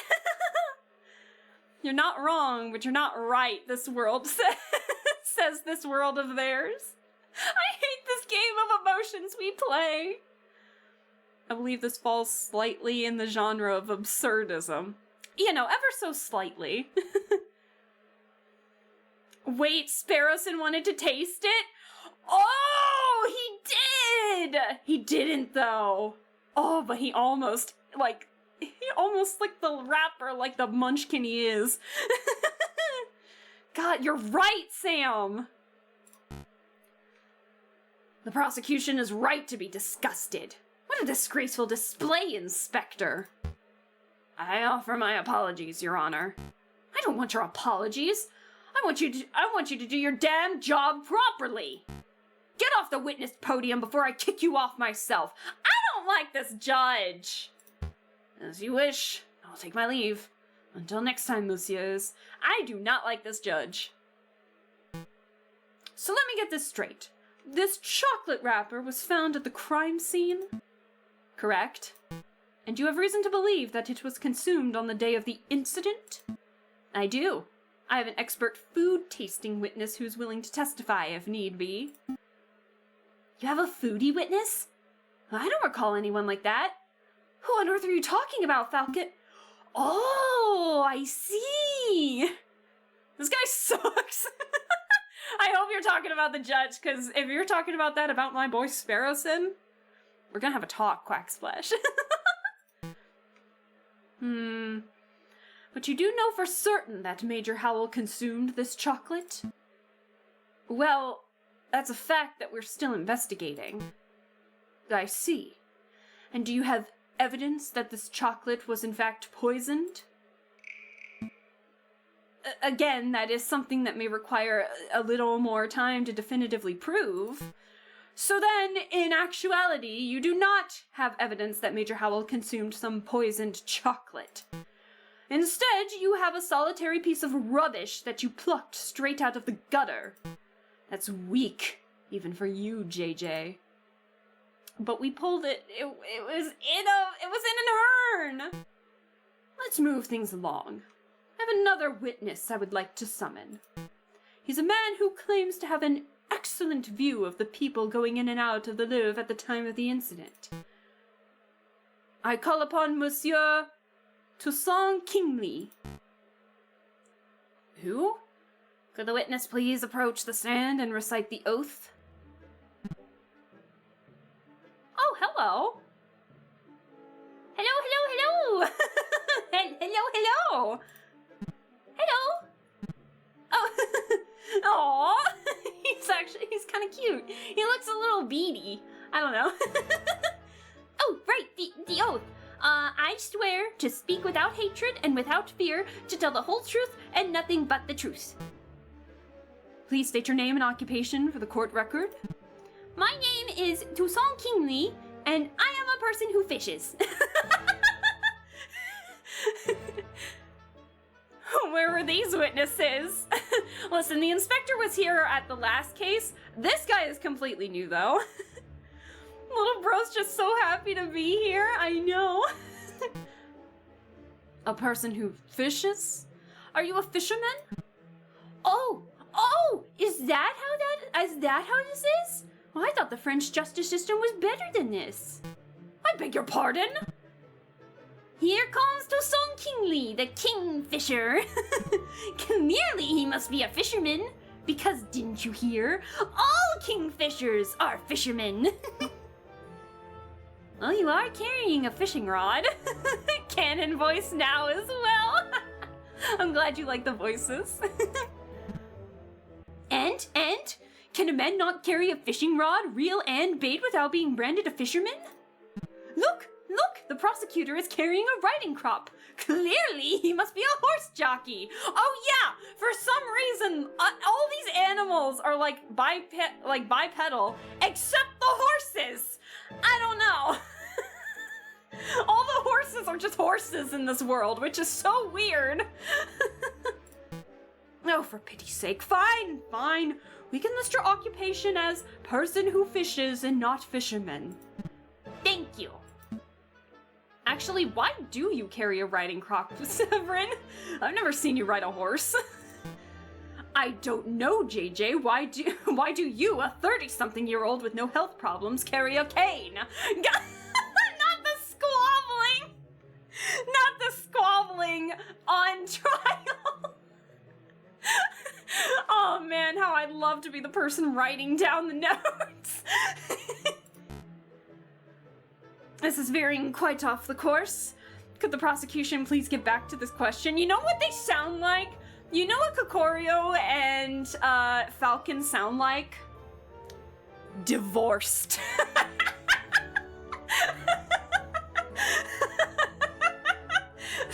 They sound like they've been divorced for years. This is so funny. Brings up some fun questions with what gets eaten here. I know. Very. And they were roommates. Oh my god, they were roommates. If I said Phoenix Wright and Miles Edgeworth, You're so right, Sam! Oh my god, could the prosecution please get back to his questions? We need to focus. Oh god. Of course, Your Honor. Monsieur Kingsley, is it true that you were nearby the Louvre at the time of the incident? Yes, I was sitting upon a railing at the Pont des Arts. Pont des Arts. Pont des Arts. That's the new bridge that's just a stone's throw away from the Louvre's south entrance, correct? Can the prosecution please stop flirting with the defense? Exactly. Oh, I love it. The jury's over here like, ooh.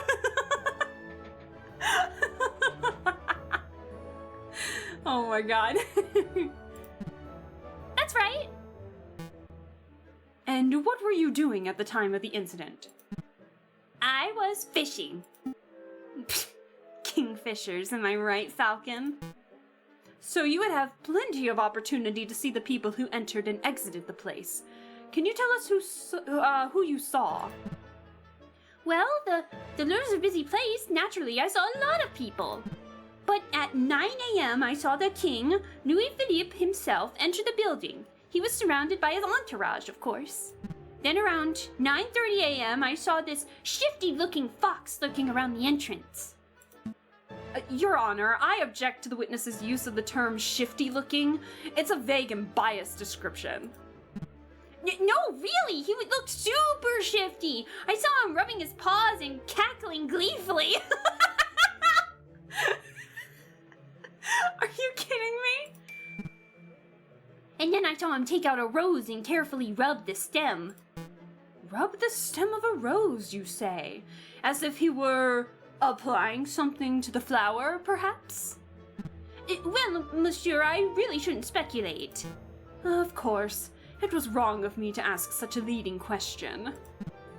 But yeah, it definitely looked like he was putting some sort of powder on the stem. Wow! Even I wasn't expecting such a bold admission. Members of the court, it sounds like what we have here is a direct witnessing of the defendant readying the murder weapon. Bro. Bruh, hear me out. Hear me out, chat. Hear out my theory. Hear out my theory. It was the judge. What if it was the judge? I don't like the judge. They're both foxes. At least I think he's a fox. Bro, what if it... It probably isn't, but like, bro, what if it was? That'd be so... That would be a twist that would make up for what happened at the end of the first case. Based. Sounds like something a paid witness would say. Based as hell. The writing is so good. I know, all of these are so good. I don't know. There's just something off about this judge, man. I don't know what it is. I don't know if it's because Sparrowson said something about it beforehand, but something's just off. I don't like it. The defense claims that the rose was never poisoned, and yet here we have a man who saw the poison with his own eyes. I smell perjury. You do? No question. He saw a shifty-looking criminal readying poison and cackling near the scene of the crime. That's not believable at all. He does appear to be a wolf, and... He does appear to be a wolf to my eyes. Oh! The name of the chapter was is he a wolf? The judge might be a wolf. I thought he was a fox. I don't know why. Maybe he is a wolf. The name of the chapter was Fox Among Wolves or something. True! I think you might be right. I wonder if I have any evidence that calls Toussaint's story into doubt. Maybe it's not the judge. Maybe the judge is just a piece of shit. Your Honor, I would like to cross-examine the witness. Oh my god, it is a wolf. I thought it was a fox. I think he is a wolf. Oh, never mind. Never mind. He might not be He might not be the one cackling evilly and rubbing his paws together. I think you guys are right. I think he was a wolf. Why did I think he was a fox? Romulus is also related to wolves! Oh my god! Oh god. Chat, he is a wolf. My dumbass remembers that. Okay, hear me out. There's a character in Monster High named Romulus who's a werewolf. It did not click until just now. I'm so fucking dumb. Oh my god. It's based off a fucking wolf. I'm not an animal expert, okay? I just know puns. You just heard the witness directly describe your client readying poison on a rose. What is there to question? I'm just trying to uncover the truth, Your Honor. He is doubting Falcon's cross-examinations every time. His name is Romulus, one of the 2 founders of Rome, raised by wolves. Okay. Listen. Now, I might be smart, but I can also be stupid. I can have my moments of dumbness. Fine! Do your thing. Go on, Falcon. Go make a fool out of yourself. Bro! What the fuck is his problem? Bruh, I am still gonna say you did it just out of spite at this point, Romulus. I still don't trust the judge. I still think he did it. I'm gonna say that until I'm proven wrong. It's okay, it's still a... Thanks, Val. Oh no. The judge sounds like that person who gave you a bad review at work.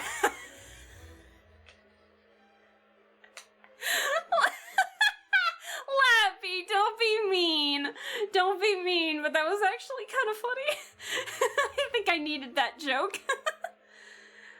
Ro wants us to be done so he can go back to rubbing his paws and cackling menacingly. Oh my god. Alright, I was sitting at the Pont des Arts, king and his entourage. Then I saw the shifty looking fox lurking around the entrance. I saw him take out a rose and rub the stem like he was applying some sort of powder.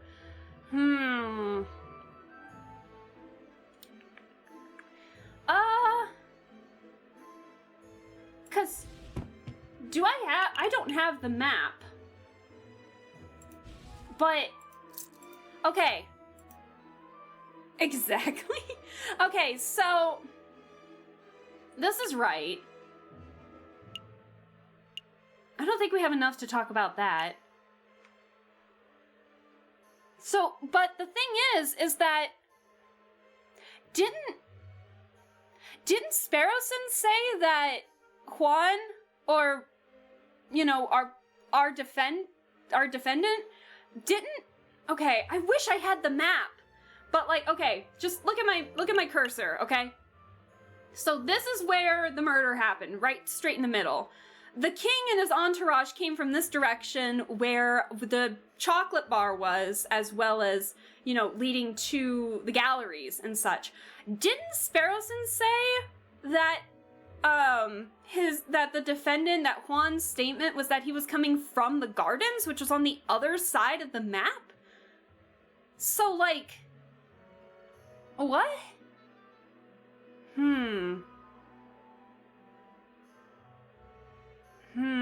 Oh! And that is right! Because... That's right, hold on.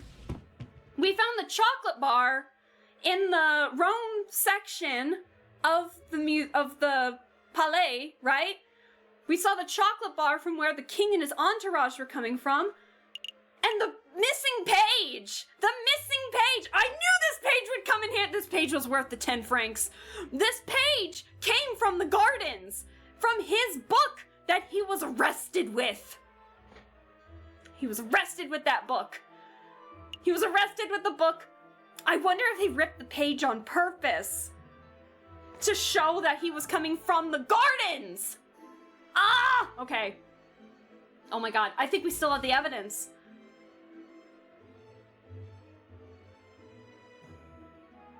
Oh, but which one do I pick?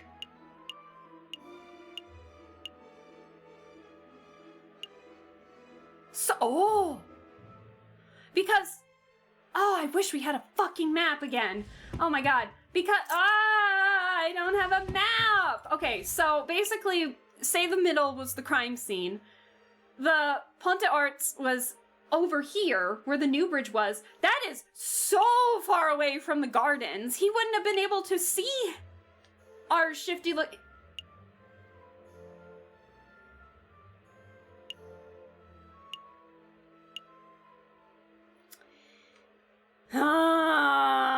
Okay, Would it, okay, now the question is, which one would we pick? The suspense is killing me, but I have to go to bed. I have to watch the rest tomorrow. Good luck and have a great rest of your evening. Good night, all. Have a good night, Laffy. Sorry it took so long to get this far. I appreciate you staying as long as you did. Have a good one. I almost said the vine. The VOD will be up definitely by tomorrow. Excuse me, definitely by tomorrow. And we're actually gonna be playing this tomorrow, so we got a lot to look through. All right. Excuse me. Hold on.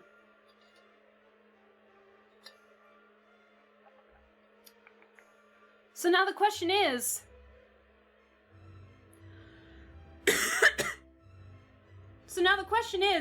we can use this page to show that Juan was coming from the other direction. Would we pick this to say, like, how could you see the gardens from here? Or would we pick the shifty looking fox because how could you have seen the fox if he was coming from the gardens? I don't know. My first instinct was to pick this one. After figuring it out. Because we're thinking of locations. Right? God, there's always one where I get stuck trying to figure out which one I want. Huh.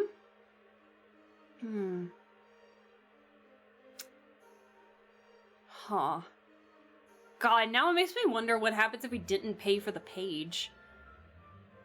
I gotta click something. I'm clicking it. Monsieur Kingsley, you say that you were sitting upon the railings of the Pont des Arts on the morning of the incident. Yep. What entrances can you see from that bridge? Excuse me. Sorry, some of the voices have fucked up my throat. Monsieur Kingsley, you have a good view of the Louvre South entrance, didn't you? There's the map! Okay, so, he's saying he was here, and we found, this is the entourage where they were coming from. This is around the place where we found the poison chocolates. And this is where Juan was coming from, the gardens. Okay. Yep. The Pont des Arts is a great vantage point for seeing the Grand Gallery south side. What about the other entrances? The other entrances? You mean like if you were entering from the Tuileries Garden or the Place du Carrousel? Carousel? Grrr. Grrr. No, I couldn't possibly see those areas from the bridge. Oh! But of course, that isn't relevant. Monsieur Kingsley, I've been saying Kingsley. Monsieur Kingsley witnessed Prince Juan enter the south entrance with flower in hand, and that's what counts. Wrong-o! What if Prince Juan used another entrance? What if Prince Juan didn't enter from the south entrance? What if he approached the Louvre from the gardens to the west? Ooh. Tuileries Gardens to the west. That's a big what if. Do you have any evidence that Prince Juan entered the Louvre from the Tuileries Gardens? As a matter of fact, yes I do. I have definitive proof that Prince Juan approached from the west, not the south. Hey! I know what I saw, monsieur! I'm doubtful too. Go on, JJ, show us this definitive proof that Prince Juan entered from the Louvre from the Tuileries Gardens. I don't know what voice to give this, bro. The page! The page! Look at this. A book page? Page 44 of Don Quixote specifically. It was found just outside the Louvre's west entrance. Oh, this proves nothing. I'm not done yet. Take a look at this. Don Quixote. This is the book Prince Juan had been reading in jail since his arrest! I believe he's had it on his person for some time. And yes, page 44 is missing. That was the first thing I checked. You do realize what this means, don't you, Severin? The defendant was present in the Tuileries Gardens prior to entering the Louvre. Louvre. Why am I saying Louvre? Louvre. This also means that in all likelihood, the defendant entered the Louvre from the west entrance, not the south. How could he not possibly have been seen by Monsieur Kingsley from the Pont des Arts? What? I know what I saw, monsieur! A fine theory, Falcon, but maybe the defendant took the long way around. One can still travel from Tuileries from the Louvre south entrance by walking along the river. An extra 2 kilometers of walking just to enter the pre-murder scenery? Let's not say silly things, Cocorico. Enter the Louvre. I don't know what I'm saying, okay? Okay, maybe the defendant deliberately left the page there to mislead the investigation. Now you're the one who's blindly speculating. It's not blind speculation, it's a viable hypothesis. You are fond of logic, aren't you, Cocorico? Let's talk about Occam's razor. Occam's razor. When torn between 2 seemingly equal hypotheses, we must side with the one that imposes the fewest assumptions. Which of these theories take fewer assumptions? 1. The torn page from Prince Juan's book fell out on his way to the Louvre South entrance. 2. Prince Juan deliberately planted the book on the off chance that it would be discovered, then he took the long way around. How dare you! The nerve of you to lecture me on such basic philosophical concepts! I'll stop lecturing you when you stop making such basic mistakes. Falcon's on his ass! I love it! Monsieur Falcon, please calm yourself. What is the point of all this yammering? The ultimate point is that Toussaint's testimony is fabricated, made up, utter fiction. No! Everything I said is the truth! Maybe he is just there to have a fun time. I suspect the witness isn't even a fisherman. I'm not a fisherman! See? He admits it himself. That's not what I meant! What a twist. Oh, I gained a little favor! Prosecutor, you have something that will put this arrogant Falcon in his place, don't you? I must concede. You concede? On this point, at least. Falcon's evidence strongly suggests that the key component of Monsieur Kingsley's testimony is false. No! No! No! I love it. This doesn't mean that Prince Juan is innocent, of course. All Falcon has demonstrated is that this particular witness is unreliable. But I did see something! I really did! Alright, so maybe I didn't exactly see a shifty-looking fox. I made that part of the story up. Bro, you're supposed to tell the truth on the stand. But I did see a swarm looking around the south entrance on the morning of the murder. A swan! A swan? Do shut up, witness. Your word is mud at this point. How can we possibly trust anything you have to say? I was right! I was right! Juan was talking about the swan being the mademoiselle. She was gonna murder the king! I can just feel the judge wanting to start tearing something apart with his teeth. Like a damned frog! Dude. Your Honor, Judge Romulus, we're out of time. We're 10 minutes overdue to start on the Aviary Tortoise trial. Not the Aviary Tortoise trial! Oh, God! It's that late already? Oh, curses. I was hoping we could have the case wrapped up in a single trial session. It is a shame, but ultimately an accurate sentencing is always preferable to a speedy sentencing. At least you concede to that. Yes, all right. I don't need to hear you moralizing. Court will resume this Friday, the 21st of January at 9 o'clock. Don't be late. The 21st. What's today? The 19th. No. It's the 17th. What? It's a Monday, I remember that much. Uh-oh. Prosecutor, do your damn job. Get this stupid fox a conviction already. Bro, he's got a bias! I will do my best to ensure that justice is served, Your Honor. Quick, quick! We can go to the chocolate shop! Oh my god. A lot came up in that trial, huh? Yeah, no doubt about that. But something's bothering me.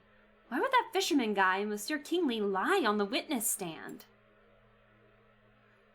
Maybe he was coerced? Maybe he just wanted to have a good time! Maybe he was coerced. Well, it's possible that he was coerced or bribed. That's just what I was thinking.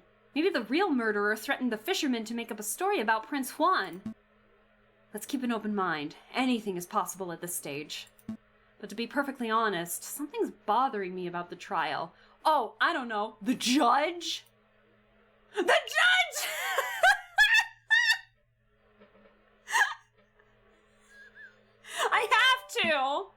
I have to! Judge Romulus. He's acting without a shred of professionalism. He's obviously more interested in securing a guilty verdict than he is in discovering the truth. But why? Maybe he has a vendetta against Spanish royalty. I'm not so sure. There must be something else at work. Who is this? Excuse me? Excuse... Is it Mousy? Excuse me, Mr. Falcon! Oh, no! Nope, I thought it was Mousy. It's Ravington. Hello! So sorry to bother you, but, this letter just arrived. I think it's for you. A letter for me? I wonder why it wasn't sent to my office. Have you been demoted to courier status, Rupert? Oh, hush, hush, Sparrowson. I don't need to be a pitied by a first-year dropout. Oh, good comeback. So what does the letter say, Falcon? Hey, Jess! Hello! How are things? Well, we're not done with the trial. How long is this section? It's 11. But I don't know how much more time. We got 2 days before we continue the trial. We're in some trial.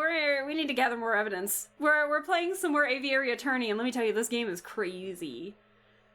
So what does the letter say, Falcon? It's a threat. A threat made with cut-out newspaper letters. What? Whoa. I didn't know those things actually existed. Let me see. Falcon, stop your investigation, or there will be consequences. Scary. There's no question that this letter originated from Major Howell's murderer. He or she must be aware that we're getting close to uncovering the truth. Well, it sounds about right, but why would a person write with cut-out newspaper letters like this? So we can't find handwriting. Masking one's handwriting would be the most common reason. Although I can't help but wonder why they would bother, since we don't have any handwriting samples to compare it to. We're still going ahead with our investigation, though, right? Absolutely. Oh, yes, absolutely. If a lawyer were deterred every time they received a threatening letter, they would never get any work done. Besides, with only 3 days before... Oh, it's 3 days. Oh, okay. With the 3 days before the next trial, we can't afford to be worrying about petty things like this. Tuesday, Wednesday, Thursday... Wow, you're right! Let's make those days count. We gotta go to the right places. And that makes me nervous. Well? Okay. Hi again. Bavar, nice to see ya. Bavar's fine. Love that character. I loved Bavar as a kid. Oh my god. That just hit some nostalgia right there. Chat. We're about 4 hours in. Do we want to continue? I will admit, I am a little bit tired. Do we want to? Cause we're planning to continue this tomorrow and playing the. I'm sorry, Jess. I know you just came in, but we've been streaming for 4 hours, and I vented pretty heavily for the first hour from just some IRL stuff that's been happening. Do we want to like put a pause and continue this trial tomorrow? I don't think we're gonna get this done today. It is 11. I'm really cold. I'm getting tired. I still have to take some medicine. What a lovely day. I will hydrate. But alas, I am dehydration, so I must consume drink. Do we want to do that? Is that cool? You guys won't be too mad if I leave you hanging, right? I kind of know where to go from here. Go lay down if you need to. I just need to... I need to wind down a little bit before going to bed. But yeah, we're playing this tomorrow. I'll start at same time. So it'll be 7 p.m. my time. Hydration goes for all of us. Yes, everyone consume drink. But is it cool if we end it here? I think we might. But we'll put a recession, but at least we won't have to wait 3 days, like for this trial. We just gotta wait another day. But yeah, I'm getting a little tired. We are 4 hours in. I did vent pretty heavily for the first hour, and so thank you guys again for letting me get that off my chest too, and for allowing me to be that mad for a little bit, I think, of just everything that's going on. Streaming, it helped a lot. This game and its comedy helped a lot. 10 o'clock caught me off guard. It was fun. So I had a fun time, and thank you guys for just being super patient with me when I had canceled last stream last week because I wasn't mentally ready for it because of just shit that's been happening at work. And so I appreciate you guys just being so patient with me while I try to ease back into it. 2026 is off to a weird start, I can tell you that much. But yeah, no, but I'll make up for the lost streams here soon. I might, for at least a couple of weeks, have some Fridays free. So we'll see how that goes. What a lovely day. I will hydrate again. But alas, I am dehydration, so I must consume drink. Oh, my lower lip is so chapped. Ugh, yuck. Yucky. But no, seriously, thank you guys so much for just being here with me. I had so much fun just getting back and just playing this game today. It really helped brighten my mood, and hopefully it'll make tomorrow go by fast, like make the day go by fast, and I'll just do what I can. So thank you guys so much. I really appreciate it. I will. If I save and quit, will it X out of the game, or will it just take me to the menu? Okay, it just took me to the menu. Okay. I'm gonna change the screen because it'll go directly to my desktop, and we don't need that. Awesome! So, thank you guys so much for just being there with me and everything. 4 hours. 4 hours. Thank you for stream. Thank you. I'm sorry we're heading out right when you came in, Jess. If you're coming around the same time tomorrow, like I start around 7 p.m. my time, so hey, if you find yourself coming in here, feel free to hang out. Let me... Let's see if we can raid somebody. I agree. Thank you for the stream. Yeah, thank you for coming. For as long as you did. Let's see if there's anybody that we can raid. Oh, Fane Eternal's live. Do you guys want to raid into his channel? He's playing some Resident Evil 2. Do you guys want to see that? He's only been streaming for like an hour. We can do that. Good night. Thank you for the stream. You made my day much better. You guys made my night so much better. Thank you. Seriously, thank you guys. I'm glad I could make your days a little better, and thank you for making my night so much better. I appreciate you guys listening to me vent and letting me get that off my chest. It feels like a weight has been lifted since I just about it, you know? So, go eat some non-poison chocolates. Go enjoy your evening, and I will see you guys tomorrow. We're gonna raid Fane Eternal. He is streaming some Resident Evil 2, and there's a death counter and everything, so we'll go raid, go tell him hello. He's always very chill when he's in here, so thank you guys so much for just sticking around. You guys are awesome, and I'll be looking forward to seeing you guys tomorrow. I'm hoping to continue the streams that I have tomorrow. I've got tomorrow and I've got Sunday with an art stream, and I actually have an idea of what I'm gonna draw because I'm getting ready to go into this D&D one-shot, and I'm playing a buff grandma. I'm playing a grandma barbarian. It's gonna be so fun. So of course we gotta draw her on Sunday. So I actually have some stuff to draw. So yeah, anyways, let's go. Exactly. But yes, we are not done yet. We've got tomorrow and we've got Sunday to draw. So again, thank you guys so much for just hanging out with me, really being there with me. I'm excited to see you all tomorrow and stream. It's always refreshing to stream, so thank you guys for allowing me to do that after just being emotional there at the beginning. So I promise I will not have an hour-long vent unless something really shitty happens, but other than that, we're gonna chill out and we're gonna say hi to Fane. So see you guys!